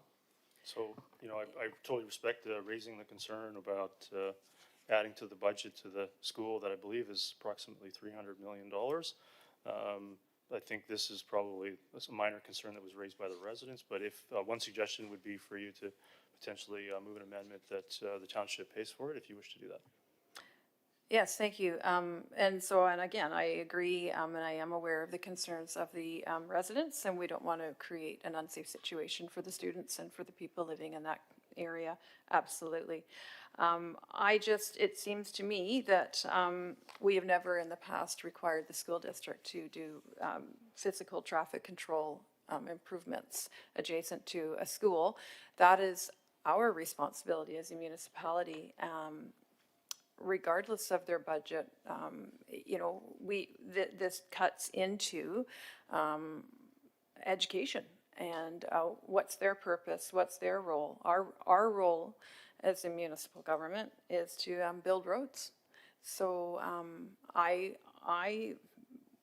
not sure how that looks. I would like to just have this carry on at the staff level as they're doing. And if this is something that we need, then I think we as a council need to contemplate the cost of this within our own budgets.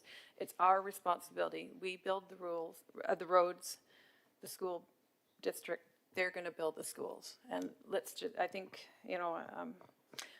all stay in our lane, which is ironic considering we're talking about traffic. But there it is. Thank you. So,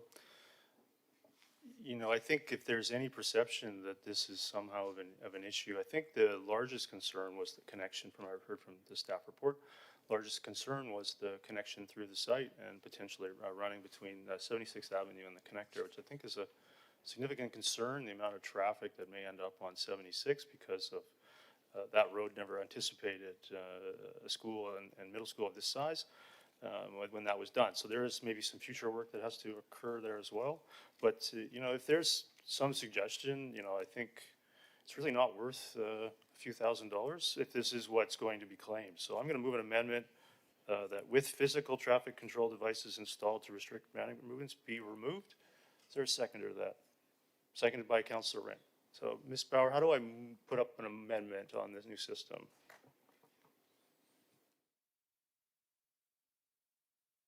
Do we have a separate speakers list for that? So is that happening automatically? Because nothing changed here on the system when I remove an amendment. Speakers list is still mixed, it looks like.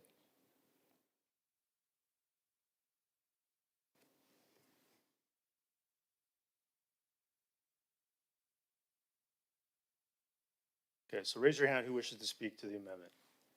Councillor Bailey, I believe, was the one that hit the request right away. I'll speak a little bit more to it.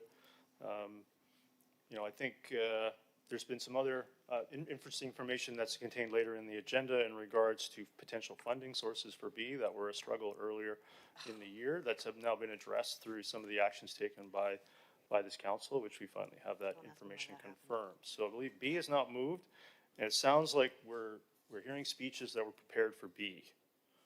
We're not really speaking to A. So I totally get that. If that's, people were really excited and wanted to speak to B, but B's not moved. So the issue is not road construction. 76th Avenue is finished. And there's some concern on internal configuration to try to limit traffic movements that may impact the neighborhood. I think that's still pretty important. But if there's some suggestion that somehow the township is, robbing kids of education because of few delineators, let's just remove it. Councillor Bailey, go ahead.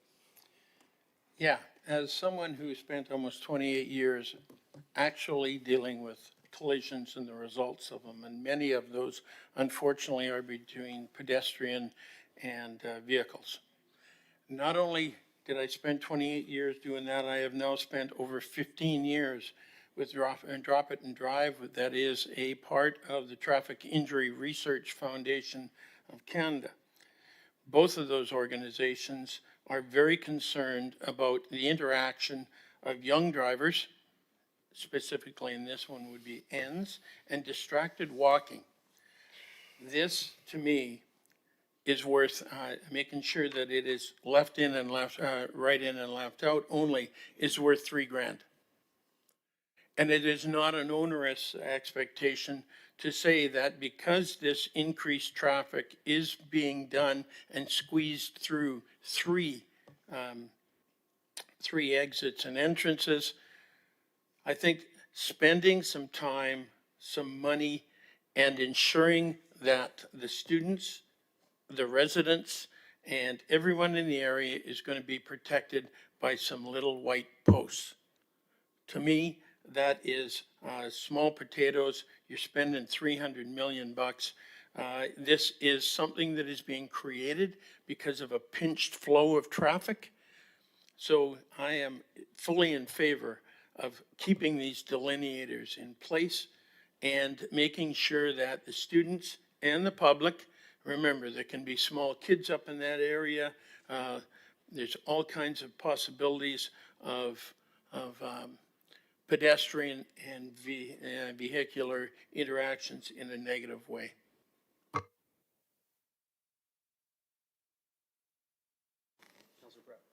Yeah, thank you, Worship. Yeah, I also support that if this is the hang-up, then I'm happy to just move forward with it. But through yourself to staff, it might not be a question that's easily answered at this moment. But based on the language of A, without the clause that we're discussing now being removed, would it be anticipated that these delineators, for example, would be in the township right away or within the property of the school district? Within the parking lot itself? To your worship, to Councillor Pratt, we'd have to just look at more detailed design to see the exact location of it, but I believe the overall intent might be on roadways that are within the township's control. That would be, I believe, my understanding, but I'll have Mr. Rule comment further as he might have been reviewing the site plan a bit more in depth. Thank you. Yeah, through your worship, so the right in, left out restrictions, those would be most likely all on the township right away, if not fully. Yeah, thank you. Yeah, no, I have no issue with A. My issue is basically with the whole motion. I mean, we can make parking lots safe. I don't really think that's the issue here. But I'll wait until B, but because A was attached to B with the word and, I felt like that was why I was, with my prepared speech, wanted to speak to it. Yes, if I may, I just wanted to kind of ask a couple of housekeeping questions, if I may, through the chair to staff. We're looking at a site over 30 acres, if I may, through the chair?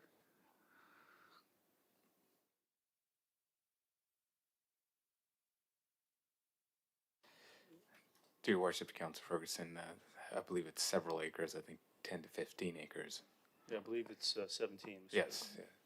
Okay, so I mean, it's a large site, and we, a number of years ago, our Wisdom or Lack, decided that we would make this particular site available. They're not making, I've said to my colleagues in Metro Vancouver, they're not making any more lands. A lot of communities don't have that much land to put secondary schools and middle schools on one site. It's very difficult for small communities.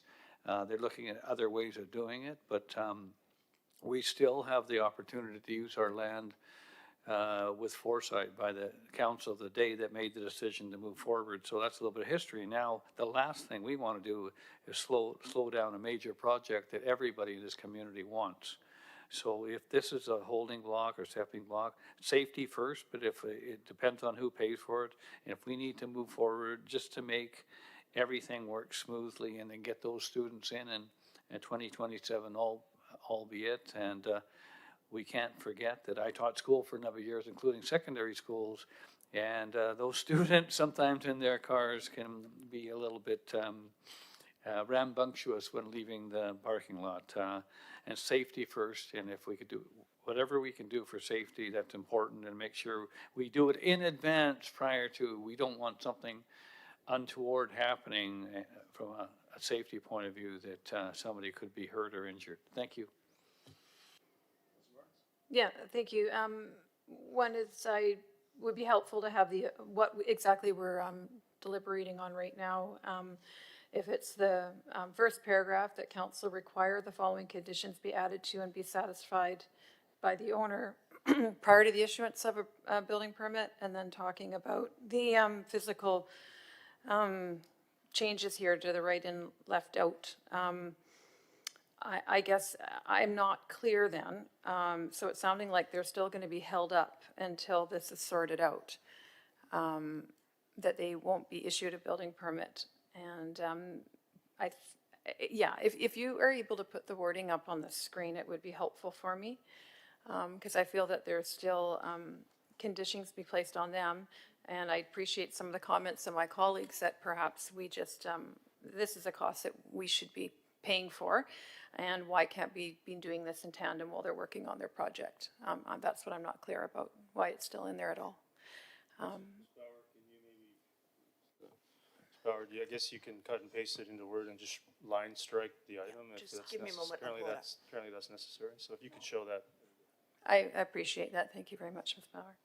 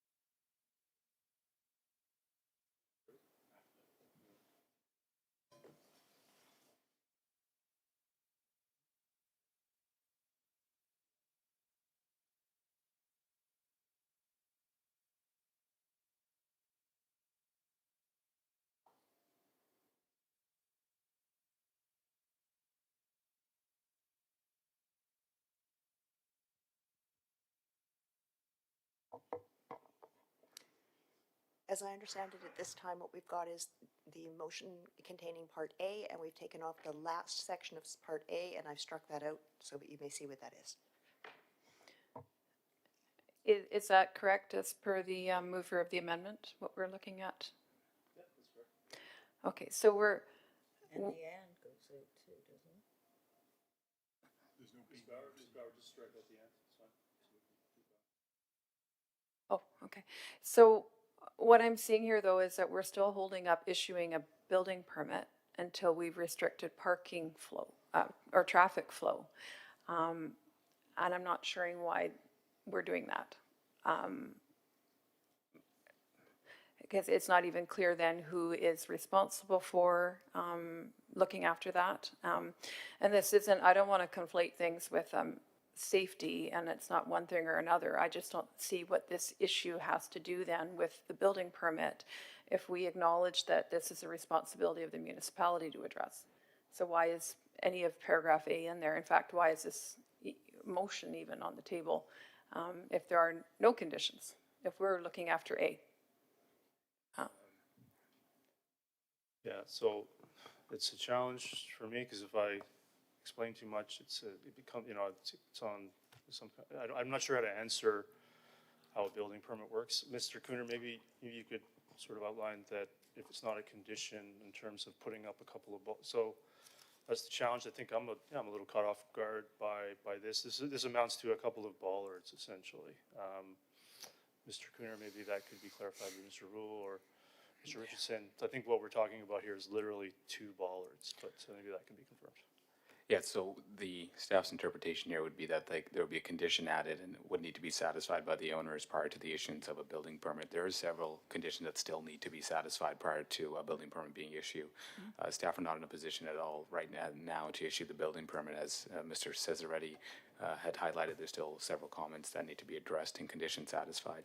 In the event this is moved, there will be a further condition that essentially states that access to the upper parking lot is to remain separated from the lower parking lot from 72nd Avenue, would be limited to right in and left out movement. So it would be up to the owners to just show to staff and staff satisfaction that there is limits, that 72nd Avenue is being limited to only right in and left out.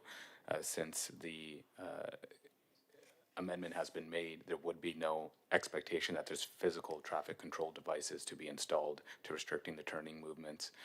And I'll just have Mr. Cizaretti also comment a bit further on the conditions as well, and how this would be the mechanism to secure that as well through a building permit.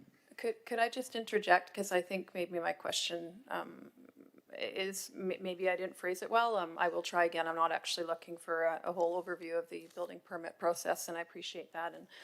And all I'm saying is, I heard earlier that if these conditions weren't before us, that this, the issue of the building permit would be resting with staff. And staff has to do what they have to do, and I understand there's a series of requirements necessary for the building permit to be issued, and I'm not arguing about that. I'm not saying we're just going to go and issue a building permit today on this motion. My point is, I don't think any of this conversation should actually be at the council table right now. I think staff are ready and capable and able to work with the proponent on what needs to be completed for the building permit. It seems that the only reason it's with us is because of these, now just one condition with regards to traffic control, which I think we've established is a municipal responsibility, not the school district. So I don't see why we're even debating this right now or discussing it. This needs to just go back to staff, and I have full confidence in staff that they can do what they need to do to continue to work with the proponent on whatever conditions are still need to be met. That's all I'm trying to say. Yeah, so appreciate that. So I want to reiterate what I said earlier. This condition was raised by a number of people in regards to, including staff, regarding to the site where the 212 connector is going to be a large arterial road with 4 travel lanes and turning lanes. As the primary access intended for the volume of the traffic, and that 76th Avenue would be used by potentially staff and probably eventually portables as well, and that access would be have lower traffic counts on it. And if you connect the two together, potentially people are using the connector or using the school site to transit between the neighborhood and the connector, where we would prefer to use roads. So that is the concern. And putting up a couple of bollards, I think, would satisfy the condition such that you know, that wouldn't be a regular occurrence, but if it was needed for emergency egress or access or something like that, those would have the ability to be removed. And having it as a condition allows that to be a maintained state. Now, I'm not really sure how to cover this off, that it has to be a condition, and it's relatively minor. It's literally a couple of bollards to address this concern. I don't understand how a few bollards is going to delay a school of this magnitude. And I think we're removing things because what I'm sensing is like almost a desire that somehow the township is holding up the school so that can be claimed. I'm not really sure why this conversation is actually going on as long as it is, in the sense that they provide ESC programs, they provide a building permit that applies with the building code, and they get their permit. Like it's the same process for everyone building anything, whether you're building a church or a school. It's the same institutional building permit process that's being followed. And it's a bit confusing to be suggesting just sort of issue the permit. There's a process that has to be followed when connecting to infrastructure using the roads, and it's very common in many cases where developers may be asked to install some traffic calming measures on a public road at their expense, given the impact of their development. There's nothing unusual about that. So. What we're seeing here, I think, is we're pretty united here from what I'm seeing, and in ensuring that this moves forward. I'll speak to B in a moment, and there seems to be again some prepared speeches going on where I think we should just remove the conditions, put in a few bollards, and it's up to the school district to navigate the building process. It's really not for council to be doing that unless there's some reason to be doing that. Building permits are for the professional staff to administrate with the consultants engaged by the Ministry of Infrastructure. It's really not supposed to be a process. These are the only mechanisms available as well, given the DVV process and the parking variance and a number of concessions that I believe staff and the township and council have made to pretty much take away any sort of suggestion that this school isn't significantly desired by the township, by ourselves, by council, by staff, by pretty much everyone. I'm seeing some frustration at the council table, which I appreciate and respect, but I believe you're arguing about things that are not being moved and not being advanced. So I think we should focus on we have other speakers, Councillor Kunis. We should be focusing on, I believe, advancing the school and maybe not speeches that were prepared ahead of time. Councillor Richter, go ahead. Yeah, I'm not opposed to eliminating or the removal motion, the strike motion here on those words, get rid of them. I don't think they're needed, and if they're holding things up, that's the bad thing. But I also think that we need a subsequent motion, if this one goes through, asking staff to please fast track that building or those building permits so those schools can be open by September of 2027. The community needs it. Councillor Bailey? Having interacted with driver education in high schools primarily for well over a decade, I can tell you right now that if you take out the physical traffic control devices, this will not be effective. And I'll tell you further that you will have to have physical devices on the school board property, because you can't just bring it up to the sidewalk with no control mechanisms and then have some delineators. This is going to be totally ineffective, and I don't understand for 1 second why people are objecting to safety measures from day one. That is a priority to me, and I'll tell you right now, when you pick up people who have interacted with vehicles as often as I did in the past, safety is worth $3,000 and a couple extra delineators. I will not support removing physical barriers because especially end drivers will ignore them and it will not be effective. Yeah, so I want to clarify that I agree with that. However, Councillor Bailey, we'll just take care of it. We'll just deal with it on our own, and we'll have the township deal with that. If there's any suggestion being emailed to us that, you know, a few plastic delineators are going to hold up the school, and this is what we're being emailed, then, you know, we'll just remove it. So, and we'll just carry on. So with that, I'll call a question on the amendment.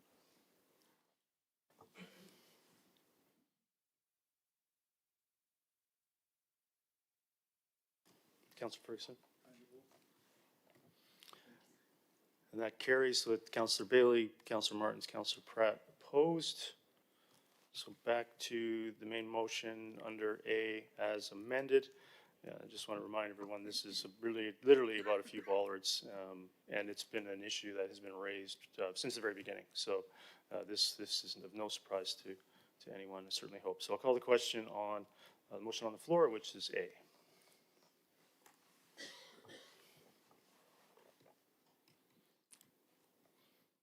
That carries with Councillor Martins, Councillor Richter opposed. And if anybody wishes to move B, but I have not heard that anybody wishes to move B. I have no support for B.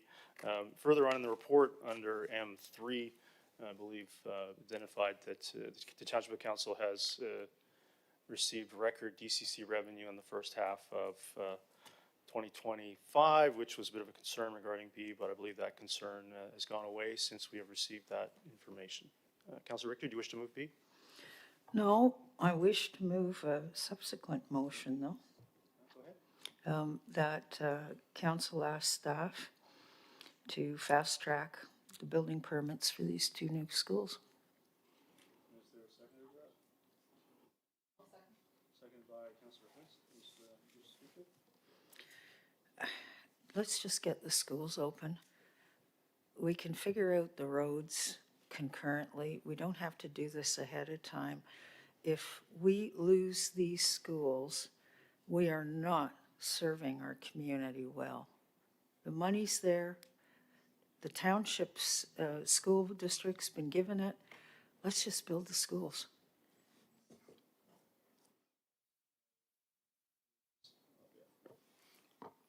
I just want to confirm, Mr. Cooner, that do you have any concerns about it from a from an administration point of view of fast-tracking one permit over others. To your worship, as stated earlier, it's a delegated authority, but I can advise council that the township acknowledges the significance of this project and does fully recognize its importance to the broader community. Staff have been actively reviewing the building permit application for the site, and also concurrently the off-site works are being reviewed by the relevant divisions. The township does, or staff do, understand the concerns raised with respect to timing, clarity, and even potential cost implications.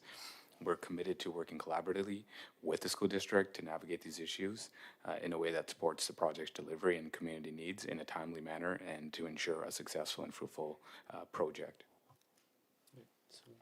Okay, so I will let this down on the floor, so then move on to Councillor Pratt. Yeah, thank you, Your Worship. I think our permits and licensing staff and everybody in development services understands that opening a high school and middle school for our community is of utmost importance with thousands of kids in the Willoughby Slope. The reality is that even with A amended and passed, to me this seems like a pretty minor piece of a back and forth process that happens with BP all the time. I question whether or not that's necessary, seeing as I think everybody involved in the process knows how extremely important opening a school is for thousands of kids. And I think it's kind of unfortunate that the conversation today is taking the turn that it has, where people are trying to maybe imply that there's certain people who don't care about opening a school on time. That's just not the case.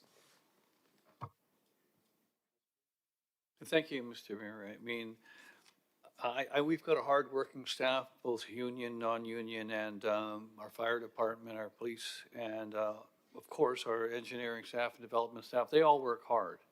And I'm almost prepared to say, to go out on a limb, to say that we have put this project on speed as fast as possible right from day one. Right from the very time we sat down and purchased that property many years ago. And people can't, I've talked to other people in the region, they can't believe we have assembled that much property for one reason, to put schools there for the children, for our future. And I imagine there's quite a few kids. I think it's over 1,200 or something, could be more. I'm not sure. I don't follow the school district's numbers. Be an awful lot. So I think that this motion kind of it throws kind of a wrench in staff's face. They work hard, and I'm not in favor of this motion because I think it's already being fast tracked, and I support everything they've done, and I would thank them for what they've done. Yeah, I agree, Councilperson. Thanks for a reminder on that. This site wouldn't even be owned by the school district if the Township of Langley last council hadn't purchased it 2 years before the school district was able to line up that funding.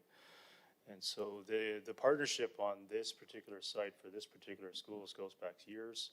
The township has also stepped up and investing in a second athletic park already years ahead of the school being open. So, I think that, people are upset that somehow we're not creating a narrative that we're blocking the school. I understand that.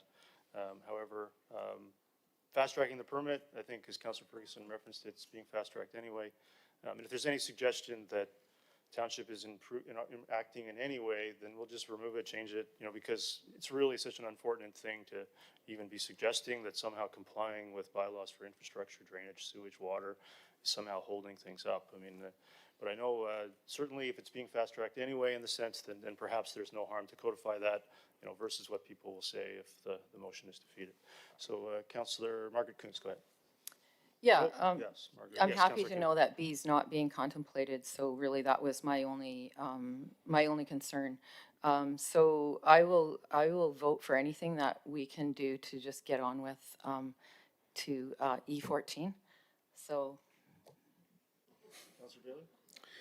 Yeah, I'm not going to support this motion because one thing that's being left out by doing this kind of stuff is what's involved in fast tracking is safety at risk of being passed. And also, let's not forget about the residents on 76th Avenue.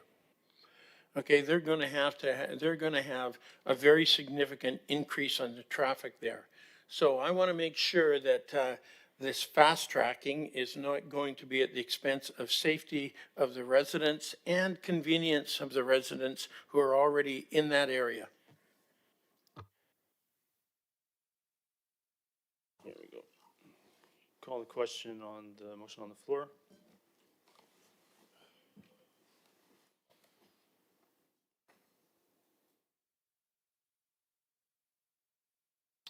Carries with Councillor Bailey, Councillor Ferguson opposed. I'm going to call a 5-minute recess. It's been 2 hours, and we'll resume here at 3:40. Thank you.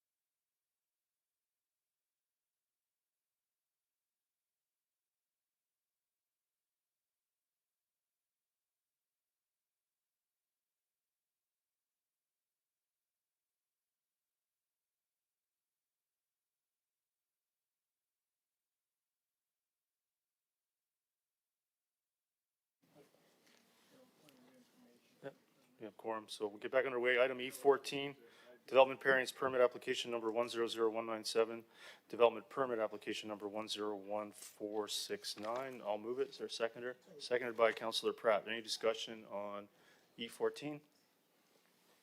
Seeing none, call the question on E14.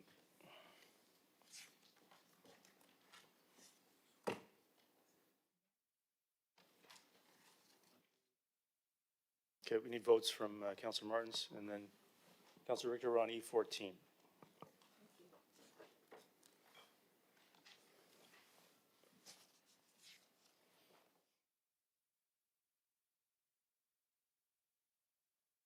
That carries unanimously. Item E15, development variance permit application number 100192, development permit application number 101508. I'll move that, seconded by Councillor Bailey. Is there any discussion on E15? Seeing none, call the question on E15. That carries unanimously. E16, development permit application number 101443. I'll move it. Is there a seconder? Seconded by Councillor Rent. Is there any discussion on E16? Yeah, just want to make sure. Yeah. Nope. Call a question on E16. That carries unanimously. E17, telecommunications tower application number 0015. Wish to move A. Is there a seconder to A? Seconded by Councillor Rent. Is there any discussion on E17A? Councillor Richter. Was there any public input on this? This one, I recall there's been several instances in the past where 90-foot high towers that were not well received by the area. Was this one of them? Through your worship to Councillor Richter, staff have not received any correspondence with respect to this telecommunication tower. This specific telecommunication tower is compliant with the telecommunication tower policy. More specifically, what I'm referring to is a public consultation and notice item. Okay, and the second question then, does it really need to be, I mean, that's a pretty flat area. Does it really need to be 90 feet high? Your worship to Councillor Richter, the proponents themselves do propose the height, whether it's certain specifications or requirement. The staff just process the application, advise council of the height. It's up to the proponents to provide the site, the plans itself and the height. Okay, and I know that this particular property is somewhat removed from the airport, but it's still, I would guess, on some flight paths to the airport. Is a 90-foot high tower going to be problematic? Your worship to Councillor Richter, staff do take into consideration the requirements in relation to height restrictions and close proximity to the airport. My understanding is that does not exceed those height requirements. I'll refer to Mr. Richardson as well, just to confirm that item as well. To supplement Mr. Cooner, through your worship to Councillor Richter, that's correct. It has been reviewed, and actually that the height was actually lowered in consideration of airport restrictions, your worship. Okay, thank you.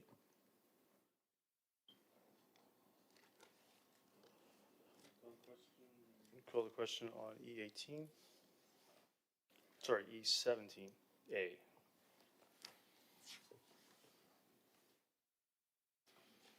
That carries unanimously. Item E18. Perhaps before we move anything, if there are any questions to staff, we could start with that. Seeing no questions, does anybody wish to move anything?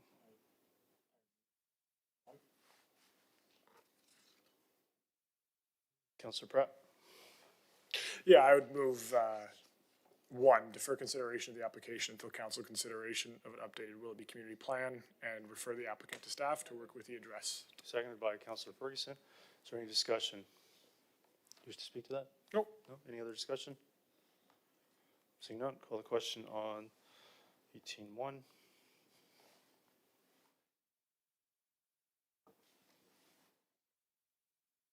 That carries unanimously. Bylaws for first and second reading, F1 Township of Langley Regional Context Statement Update, bylaw number 6163. I'll move it, seconded by Councillor Pratt. Is there any discussion on F1? Seeing none, no, Councillor Richter, go ahead. Oh, thank you. Yes, I was just wondering, I know we're sending it so staff can schedule the public hearing on it. Do we have any idea when this public hearing might occur? Your Worship, to Council Richter, the public hearing will be scheduled at the next council meeting, which is October 6, 2025. October 6, 2025. Okay, thank you. Yeah, thank you. So at this point, I will support this to move it along. I'm interested to hear at the public hearing what comes up.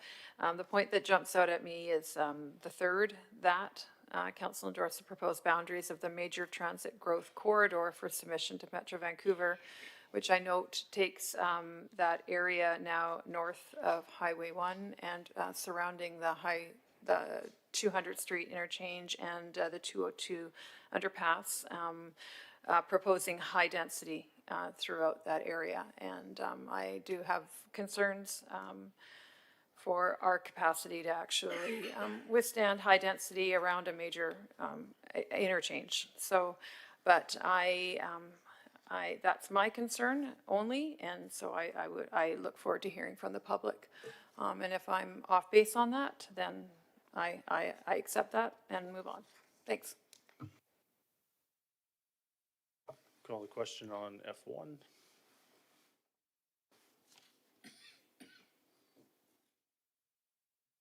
That carries unanimously. Item F2, official community plan amendment and rezoning application number 100302, bylaw number 6154, 6155. I'll move it. Is there a second? Seconded by Councillor Bailey. Is there any discussion on F2? Councillor Richter.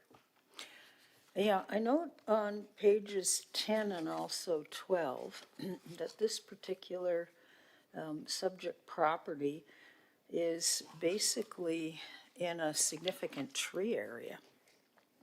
And the report says there are currently 172 significant trees, only 27 will be retained, and post-development there'll be a total of 107. So I'm just wondering, are any of the significant trees identified in the diagrams on page 10 and 12 being removed? Or are they all going to be protected?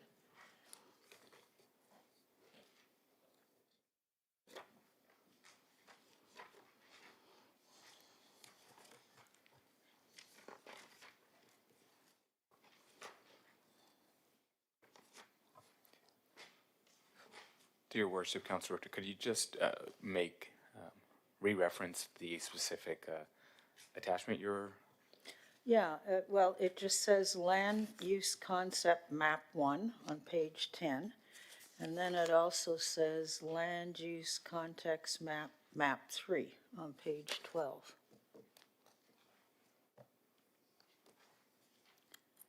So I'm just wanting to make sure that there's no significant trees coming out of that identified significant tree area. Unless they're already dead. Through your worship, Councillor Richter, the item you're referring to is the land use plan, which has a generalized notation about areas where there could be potential significant trees, as outlined in the land use plan in a general way.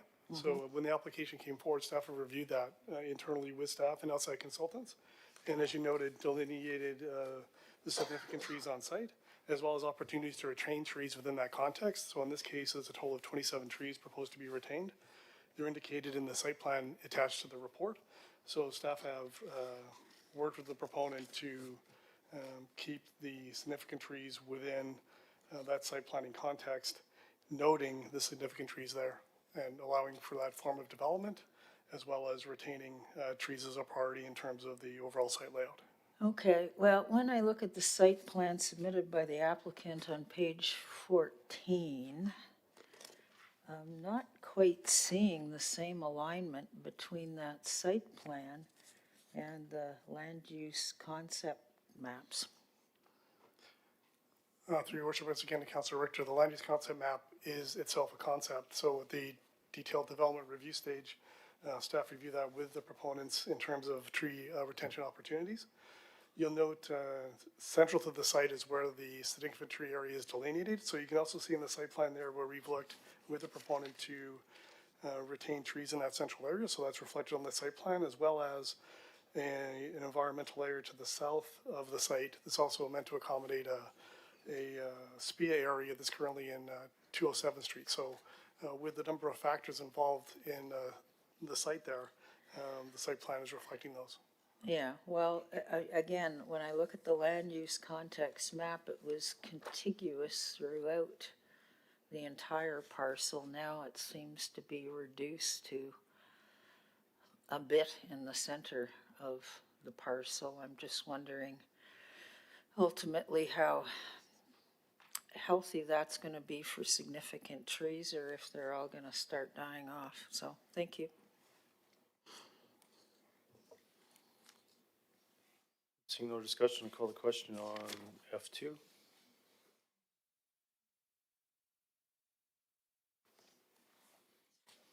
That carries with Councillor Richter opposed. Item F3, official community plan amendment rezoning application number 100291, bylaw number 60906091. Moved by Councillor Pratt, seconded by Councillor Bailey. Is there any discussion on F3? Councillor Richter. Yeah, and again, I'm looking at the attached diagrams. So on page 8, well, no, on page 6, it says that there are 2 significant trees on the site, none to be retained, and 177 trees post-development. But then when I look at the picture on page 8, attachment A, the aerial context map, it sure looks like there's more than 2 significant trees on that property. Or have they clear cut the whole property already? And this is an old map of it. Through your worship to Councillor Richter, as you noted, this site is outside of the significant tree area that's indicated on the neighborhood plan. So this differs from the previous application council just considered, in that it's to the south of that identified significant tree area. The aerial photo reflects a vegetative cover there now. The township's bylaw has a definition of significant trees. So when staff go through that with proponents, in order for those significant trees in terms of health and structure, for them to meet that significant tree threshold, that's been identified as only 2 on the site. And so that, in combination with it being outside of the significant tree areas outlined in the plan, results in the proposal that's been forwarded, Your Worship. Okay, thank you. Yeah, thank you, Your Worship. I notice, as Mr. Richardson highlighted, that there's no significant tree area demarcated on the land use concept here, but immediately to the south of the subject property, when you look at that land use aerial map there, properties are significantly treed, but on the land use concept they're in blue. Does that blue represent park, school? What is it? What's the idea with that site? Through your worship, Councillor Pratt, they're held by the school district, Your Worship. Thank you very much.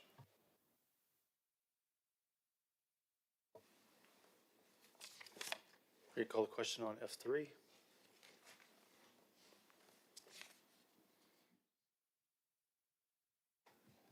That carries. Councillor Richter opposed. Bylaws for first, second, and third reading, tax sale redemption date extension, bylaw number 6164. I'll move it, seconded by Councillor Rint. Any discussion on G1? Councillor Richter? Yeah, I know on page 1 in the report, it says that if the township is the owner of a property, that the township can extend the exemption for that one property for another year. But I guess I'm wondering why this particular bylaw doesn't seem to identify the one particular property. And I'm wondering is if we give this first, second, and third reading, are we extending it for all the properties for another year? To your worship, to Councillor Richter, with respect to G1, the bylaw itself, it's attached to the report. Page 4 states the specific tax sale redemption period that we're requesting from council, which is to extend to October 7th, 2026. It also provides the property address and the PID number, parcel identification description. So it's quite specific in nature for council. Okay, so that makes it quite clear. It's just the one property that's being extended for a year. Thank you.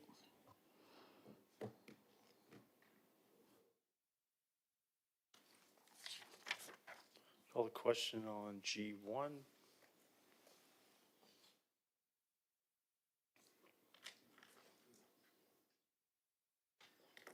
That carries unanimously.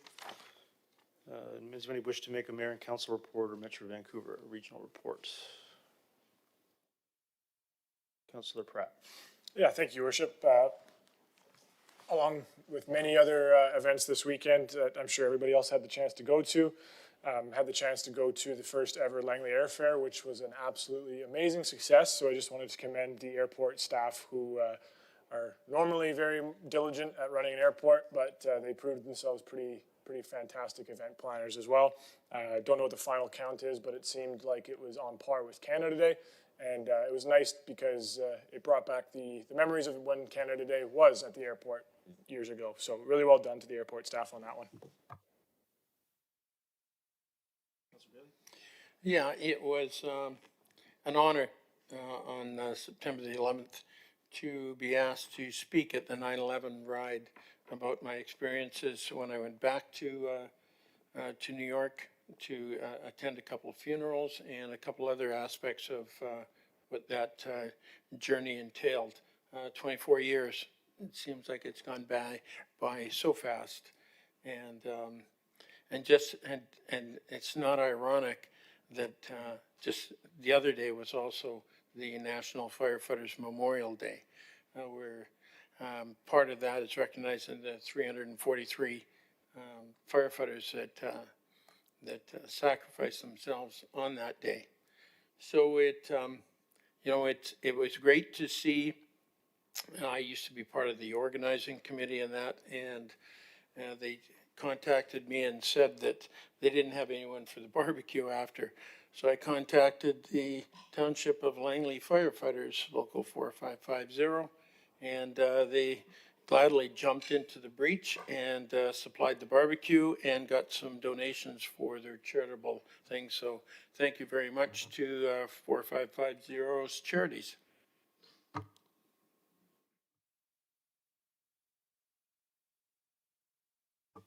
We'll move on to, Councillor Ferguson. Yeah, okay, thank you. I'm gonna do the Metro Vancouver at the same time. Okay, and the Zero Waste Committee is moving ahead with a lot of changes and design for improvements to our transfer station.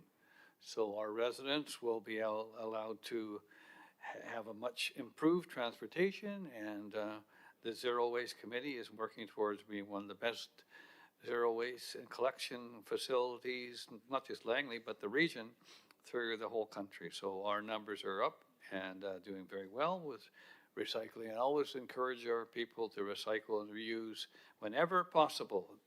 Oh, and I said before earlier that was at the Terry Fox Run, that's the front side, and there's the other side. It says finish it. And on the back of the jersey is a Terry Fox's quote from 1990. It's the 45th year. All I can say is that if there is any way that I can get out there and finish it, I will. And so again, the state was finish it. It was very good, and it was held in the city there, and it was good. We have a good relationship with the city, so thank you very much, Mr. Mayor. That's it. All right, does anybody have any questions on items for information M1 through 4? Councillor Bailey. I just want to make sure that I am reading this correct. on M3, page 5, I would like to, when I'm looking at this graph here, I don't think I'm understanding it properly. So to staff through the chair, when I'm looking at all the graphs prior to this year, are those complete years?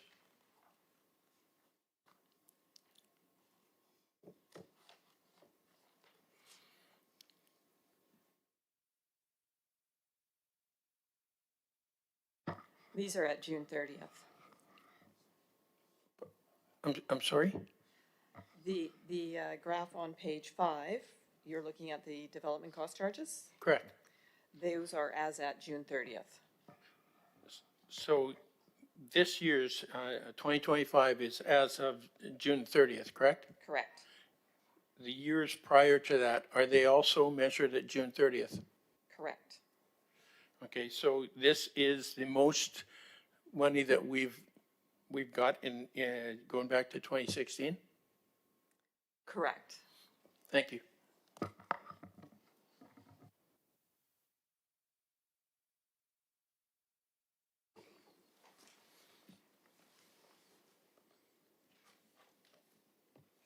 Okay, move on to Councillor Richter. Go ahead, item 01.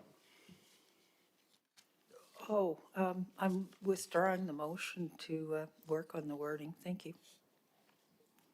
Ms. Bauer, does member of council have an option to move another member's notice of motion? They have the option to not move it. But Yeah. does another member of council, since it's on the agenda, have the option to move it? As with any motion, it doesn't hit the floor until it's moved by someone, so it was on the agenda, it was not, and Councillor Richter has chosen not to move it. But can someone else move it since it's on the agenda?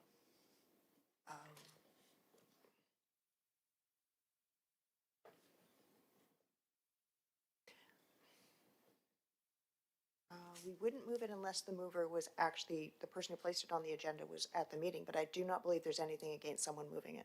Great, I'll move it. Is there a seconder? Seconded by Councillor Rin. Point of Yeah, go ahead. Point of order. This has not happened with other notices of motion that have been withdrawn. So why is it happening with this one? How is that possible? It's not withdrawn, it's on the agenda, is that correct?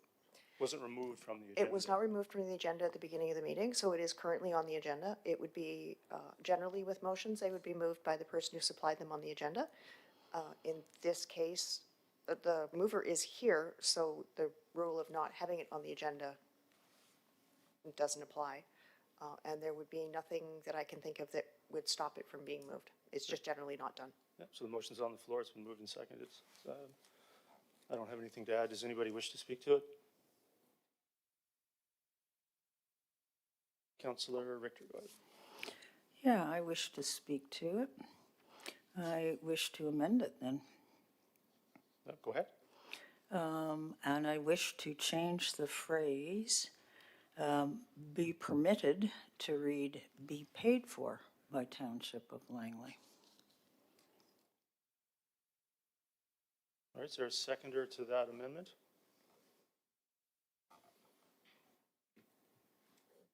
Not seeing a seconder. Councillor Richter. Okay, thank you. Thank you. So I'm going to move referral of this motion that 01 be referred to staff for review and potential incorporation into Council Policy 01025 with recommendations for Council to consider to ensure consistency with the Township of Langley's Code of Conduct. Is there a seconder to that referral? Seconded by Councillor Bailey. So the referral's on the floor. Does anybody have any questions or speaks to speak to it? Seeing none? Oh, Councillor Martins. Yeah, only that this is the first I'm hearing of that referral motion. Is it possible to have that in front of us so we can see what we're voting on? Ms. Bauer, do you have it? No, that one was not supplied, Yeah, sir. so I think it's just going to reread it again. Be referred to staff for review and potential incorporation into Council Policy 01025. Recommendations for Council to consider to ensure consistency with the Township of Langley's Code of Conduct.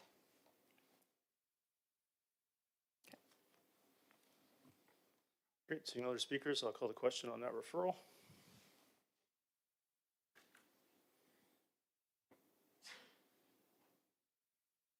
And that carries with Councillor Kuntz, Councillor Martins, Councillor Richter opposed. So we move on to 02. I'm gonna declare conflicts given the clause number 2 contained within the motion. So I'll have Acting Mayor Pratt take over for this motion.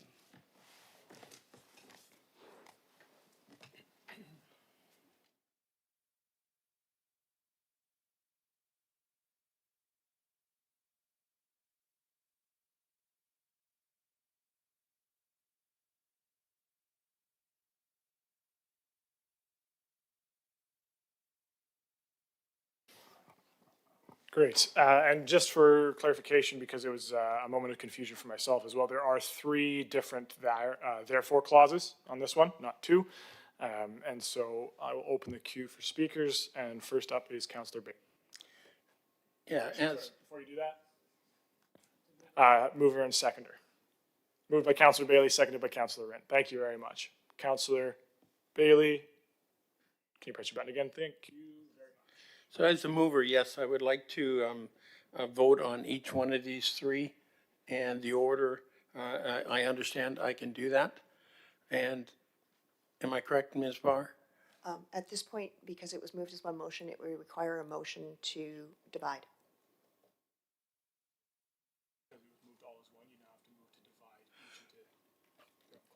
Yes, I so move.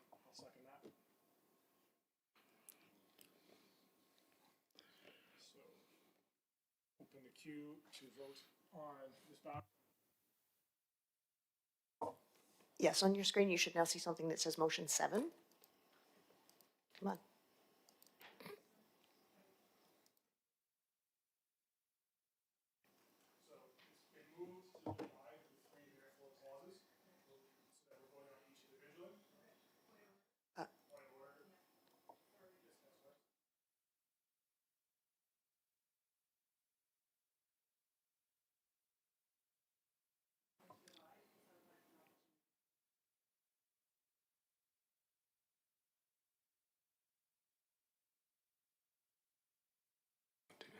Go ahead. Division generally doesn't have debate. It's just a motion to divide.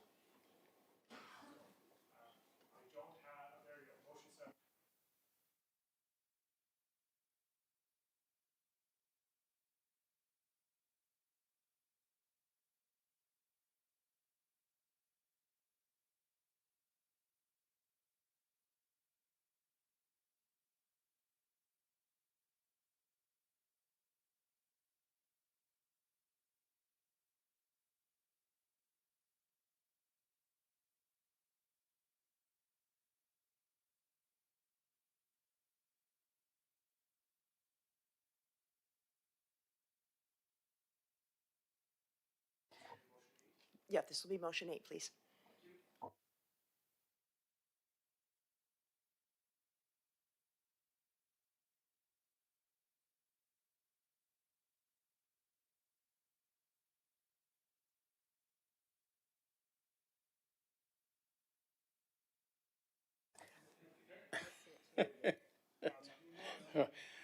Okay, thanks.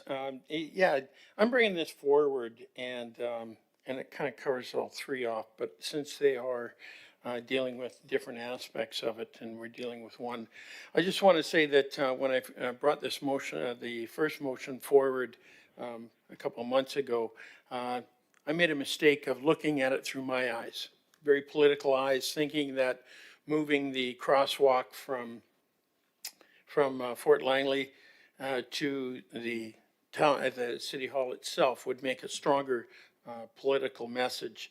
And yeah, I was wrong. And that's why I removed it. So every email that came in, I answered. Some were very passionate. Almost every one of them were reasonable. And it was a great opportunity. Some of them that would accept the fact of talking about it. Again, we're very passionate and very reasonable. And I recognize the fact that since I am not a member of the queer community, I looked at this very differently. So one of the points that came up all the time was that the crosswalk made people in that community feel safe and included, and I didn't agree with that. Seeing that the shape of that crosswalk, and Ms. Bauer, could I get you to put that picture of that crosswalk up, please?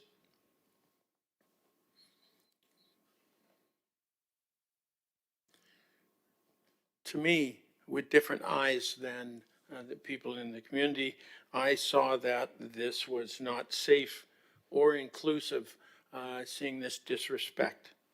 I found it to be an insult not only to the queer community, but to Fort Langley and to the township of Langley itself. Can you imagine, especially someone from out of town coming in and seeing that, and even more people in the queer community seeing this? I don't think it would make them feel safe and included.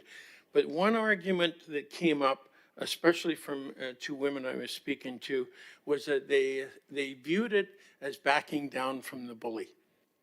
And that I understand. I have fought those kind of battles all my life. And that struck a real chord with me.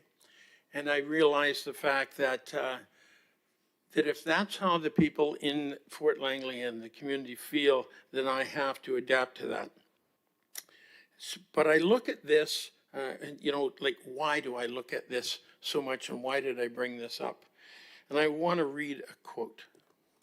A criminal offense committed against a person or property motivated in whole or in partly the offender's, and in quotes, real or perceived, bias, prejudice, or hate against an identifiable group.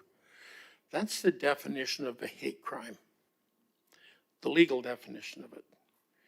And that is how I view this. This is a symbol now of hate to me. So I'm not going to let this go. I'm going to keep going. The past practice for 8 years has been paint it and pray that it doesn't happen again, and that is not good enough for me. So I have been speaking to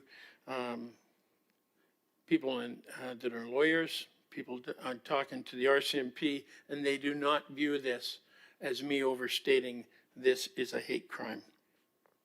So I will be staying on this. I will be looking on ways to prosecute people who do this anymore in the future, and I will be pushing for maximum penalties in the future, and I want everyone who dares to do this kind of stuff to these symbols to pay a maximum penalty.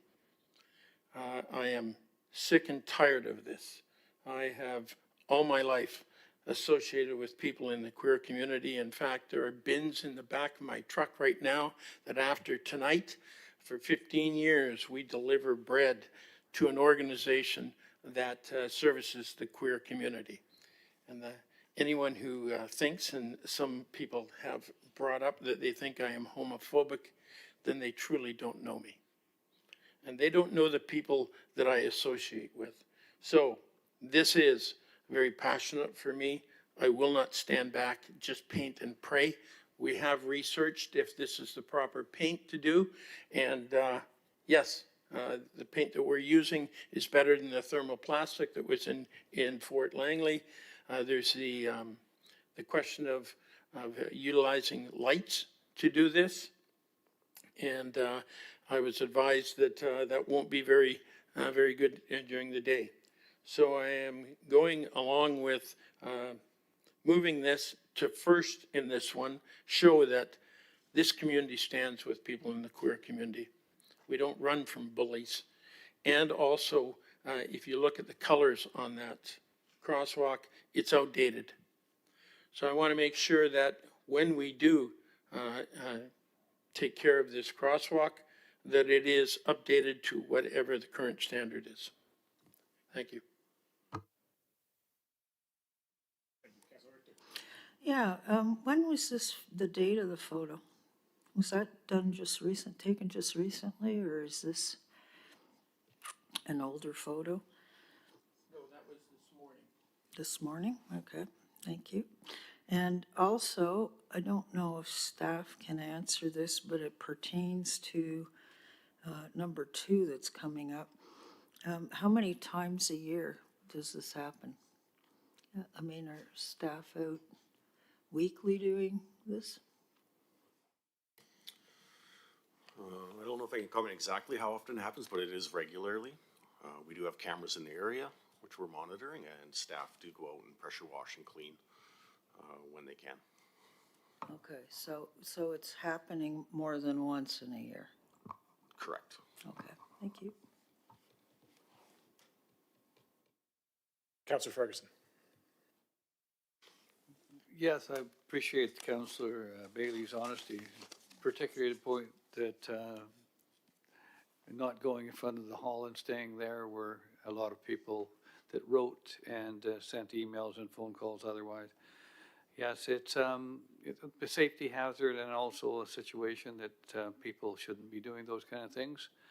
And if they can be caught either by traffic light or by something else, I'm not sure how, they should serve a maximum penalty of some sort. So I appreciate Councillor Bailey's involvement with this. And as a teacher, I worked with many of the people from that community, and I look forward, I'll be supporting this motion. Thank you.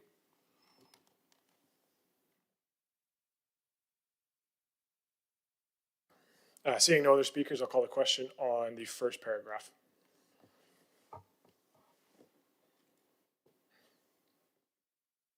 And that's carried unanimously.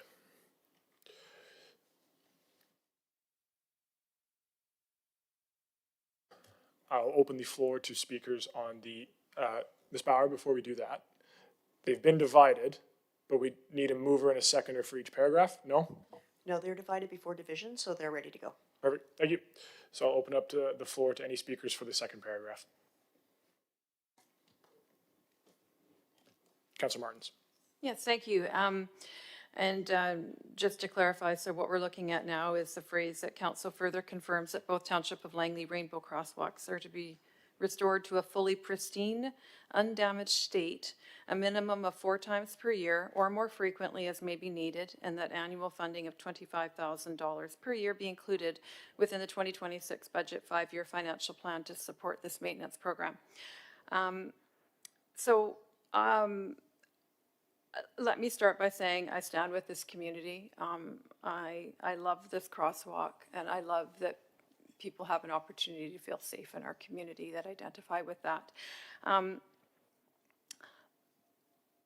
I heard earlier a comment about certain research has been done and what doesn't work. I don't believe all of council's been provided with that research. So what I would say is my own research. A recent example is in Nanaimo.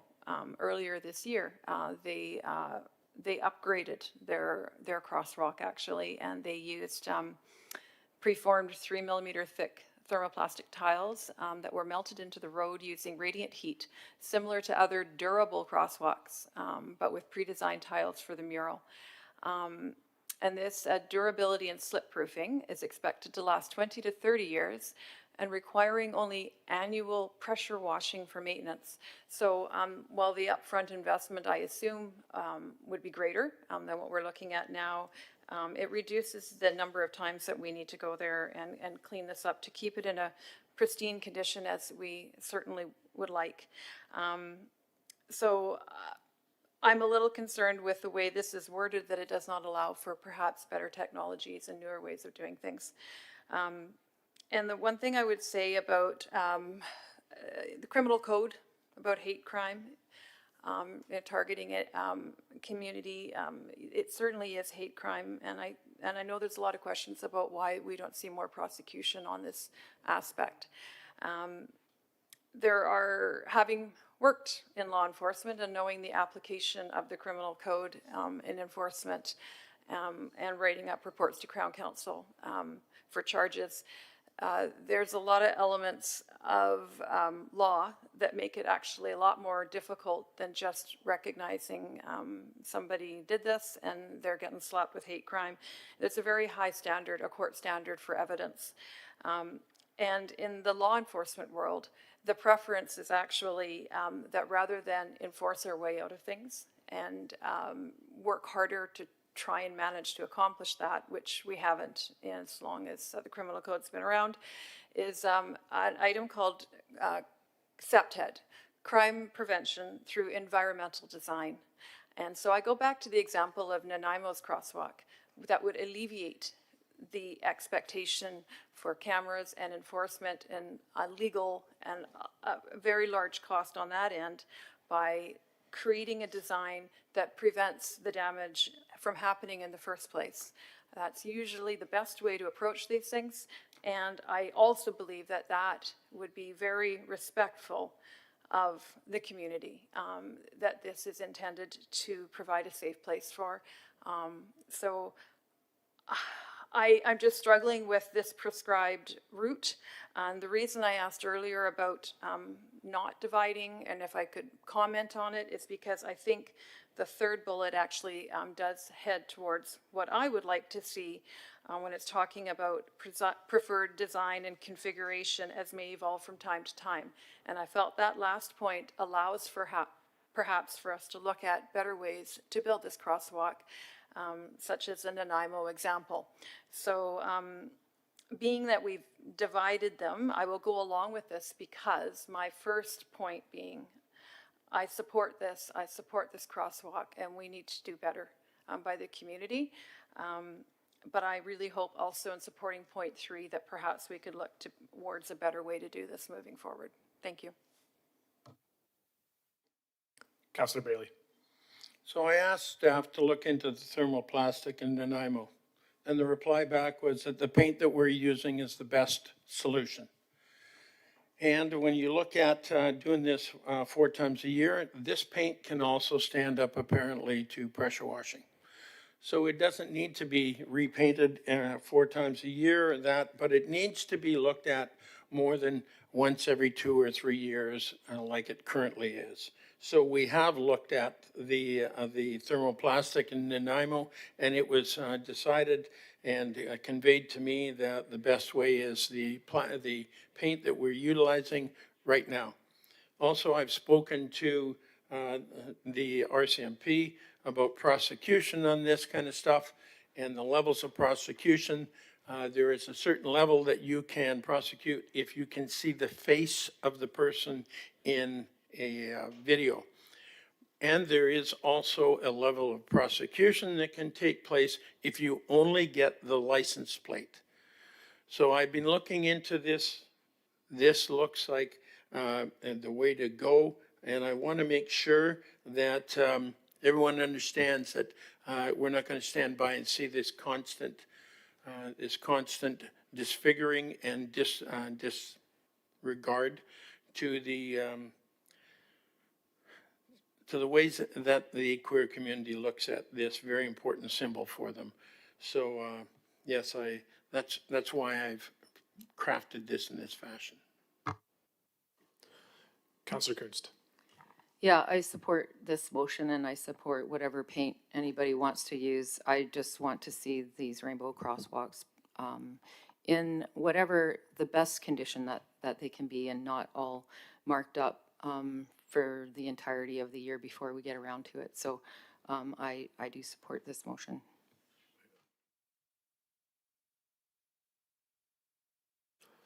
Seeing no other speakers, we'll open the vote on the second paragraph.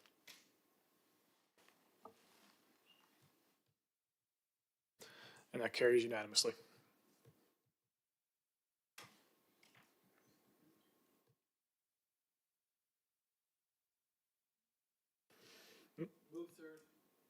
Don't need one, but thank you.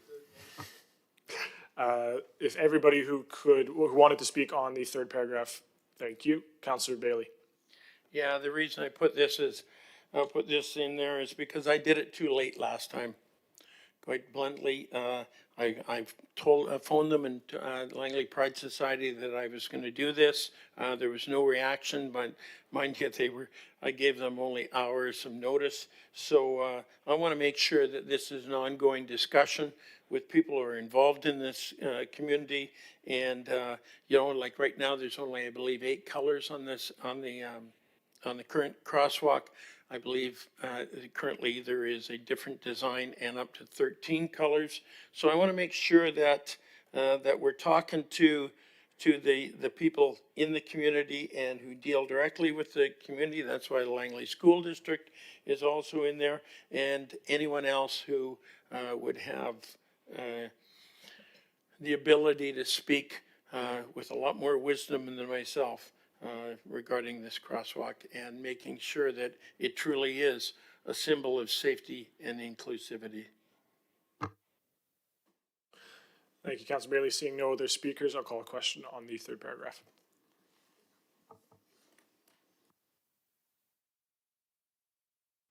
And that carries unanimously.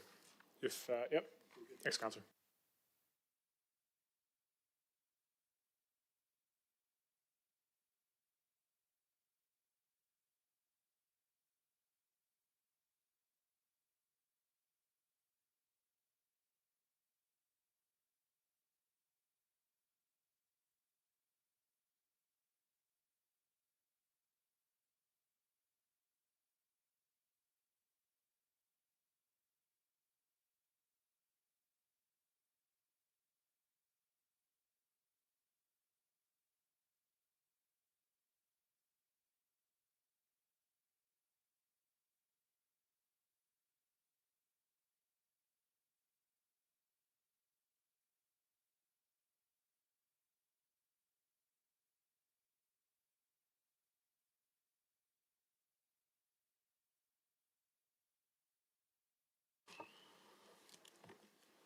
Okay, move on to item 03. I'll move that. Is there a seconder? Seconded by Councillor Rint. This motion is that therefore be it resolved that staff directs staff to install a plaque within the new accessible council delegation area within the Fraser River Presentation Theatre in recognition of Zasha Edinburgh and lasting contributions to accessibility in the Township of Langley. There's been significant accessibility upgrades to the Fraser River Presentation Theatre, which are great if you look for them. And the advocacy of people like Zasha is why this is such an important project that got done here this summer. And I think it's a great idea to honor her in some way right here in the theater. So move on to speakers. Councillor Kunst. Yeah, I really appreciate this. Zosha was an amazing advocate for accessibility, and I can only imagine how thrilled she is right now that we are moving this and that she gets to be a little part of the township's accessibility.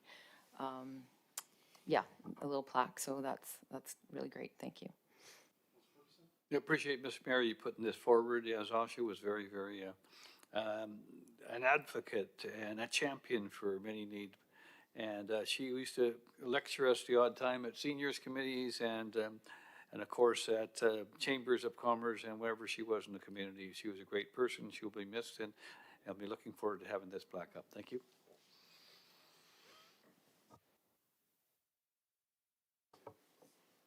Call the question on 03.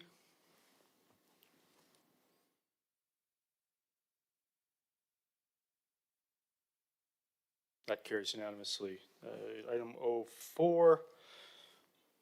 The council directs staff to report to council with an assessment of tennis court utilization and capacity within the Township of Langley with potential recommendations for council to consider. Seconded by Councillor Ferguson. Any discussion on 04? Councillor Martins. Yeah, I'm just wondering, when you say tennis court utilization, are staff going to be attending tennis courts and taking attendance numbers, or like how are they sorting out what the utilization is? Because I'm just thinking it is certainly certain seasons of the year a lot more popular than others, other than I'd say like the hardcore tennis users. If maybe I could get some information about how they would go about accomplishing that task. Your Worship, to Councillor Martin's staff would be taking it and looking at it from a holistic approach, where it would be potentially reaching out to user groups and seeing the usage, also potentially looking at historic usage, or actually during certain seasons seeing what the usage been through the Parks Department or complaint driven, etc., or looking at other municipalities and comparing their utilization or how many courts they have per population. So it'll be a variety of measures we'll be looking at and reporting back to council. And I'll defer to my colleague, Mr. Winslow, as well, if there's anything further for him to add. I think that pretty much covers it, Mr. Cooner, and Mr. Rule and his staff will have some suggestions as we start to talk about it. Okay, thank you very much. Appreciate the answer. All right, call the question on 04.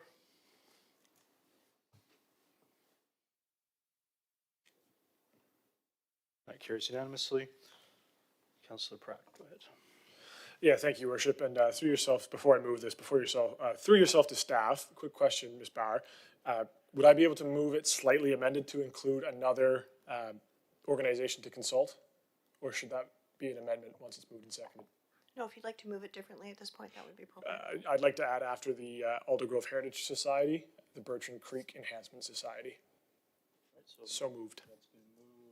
Sorry, that's been moved as amended. Is there a seconder to that? Seconded by Councillor Rent.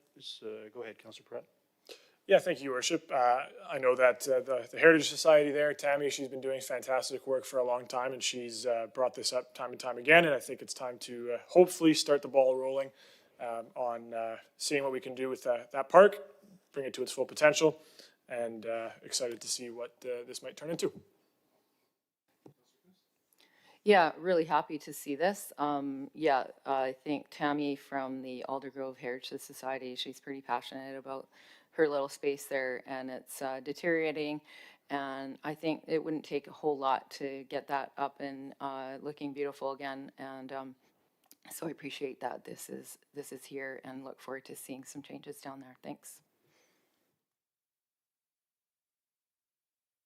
Yeah, I obviously support it, and I also appreciate Councillor Pratt advancing it to the council table to actually get it done. So I'll call the question on 05.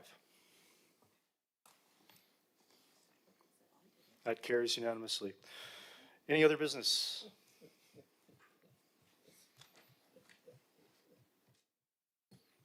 No, not seeing any other business. Ms. Bauer, I have one legal item. Does anybody else have any items for closed?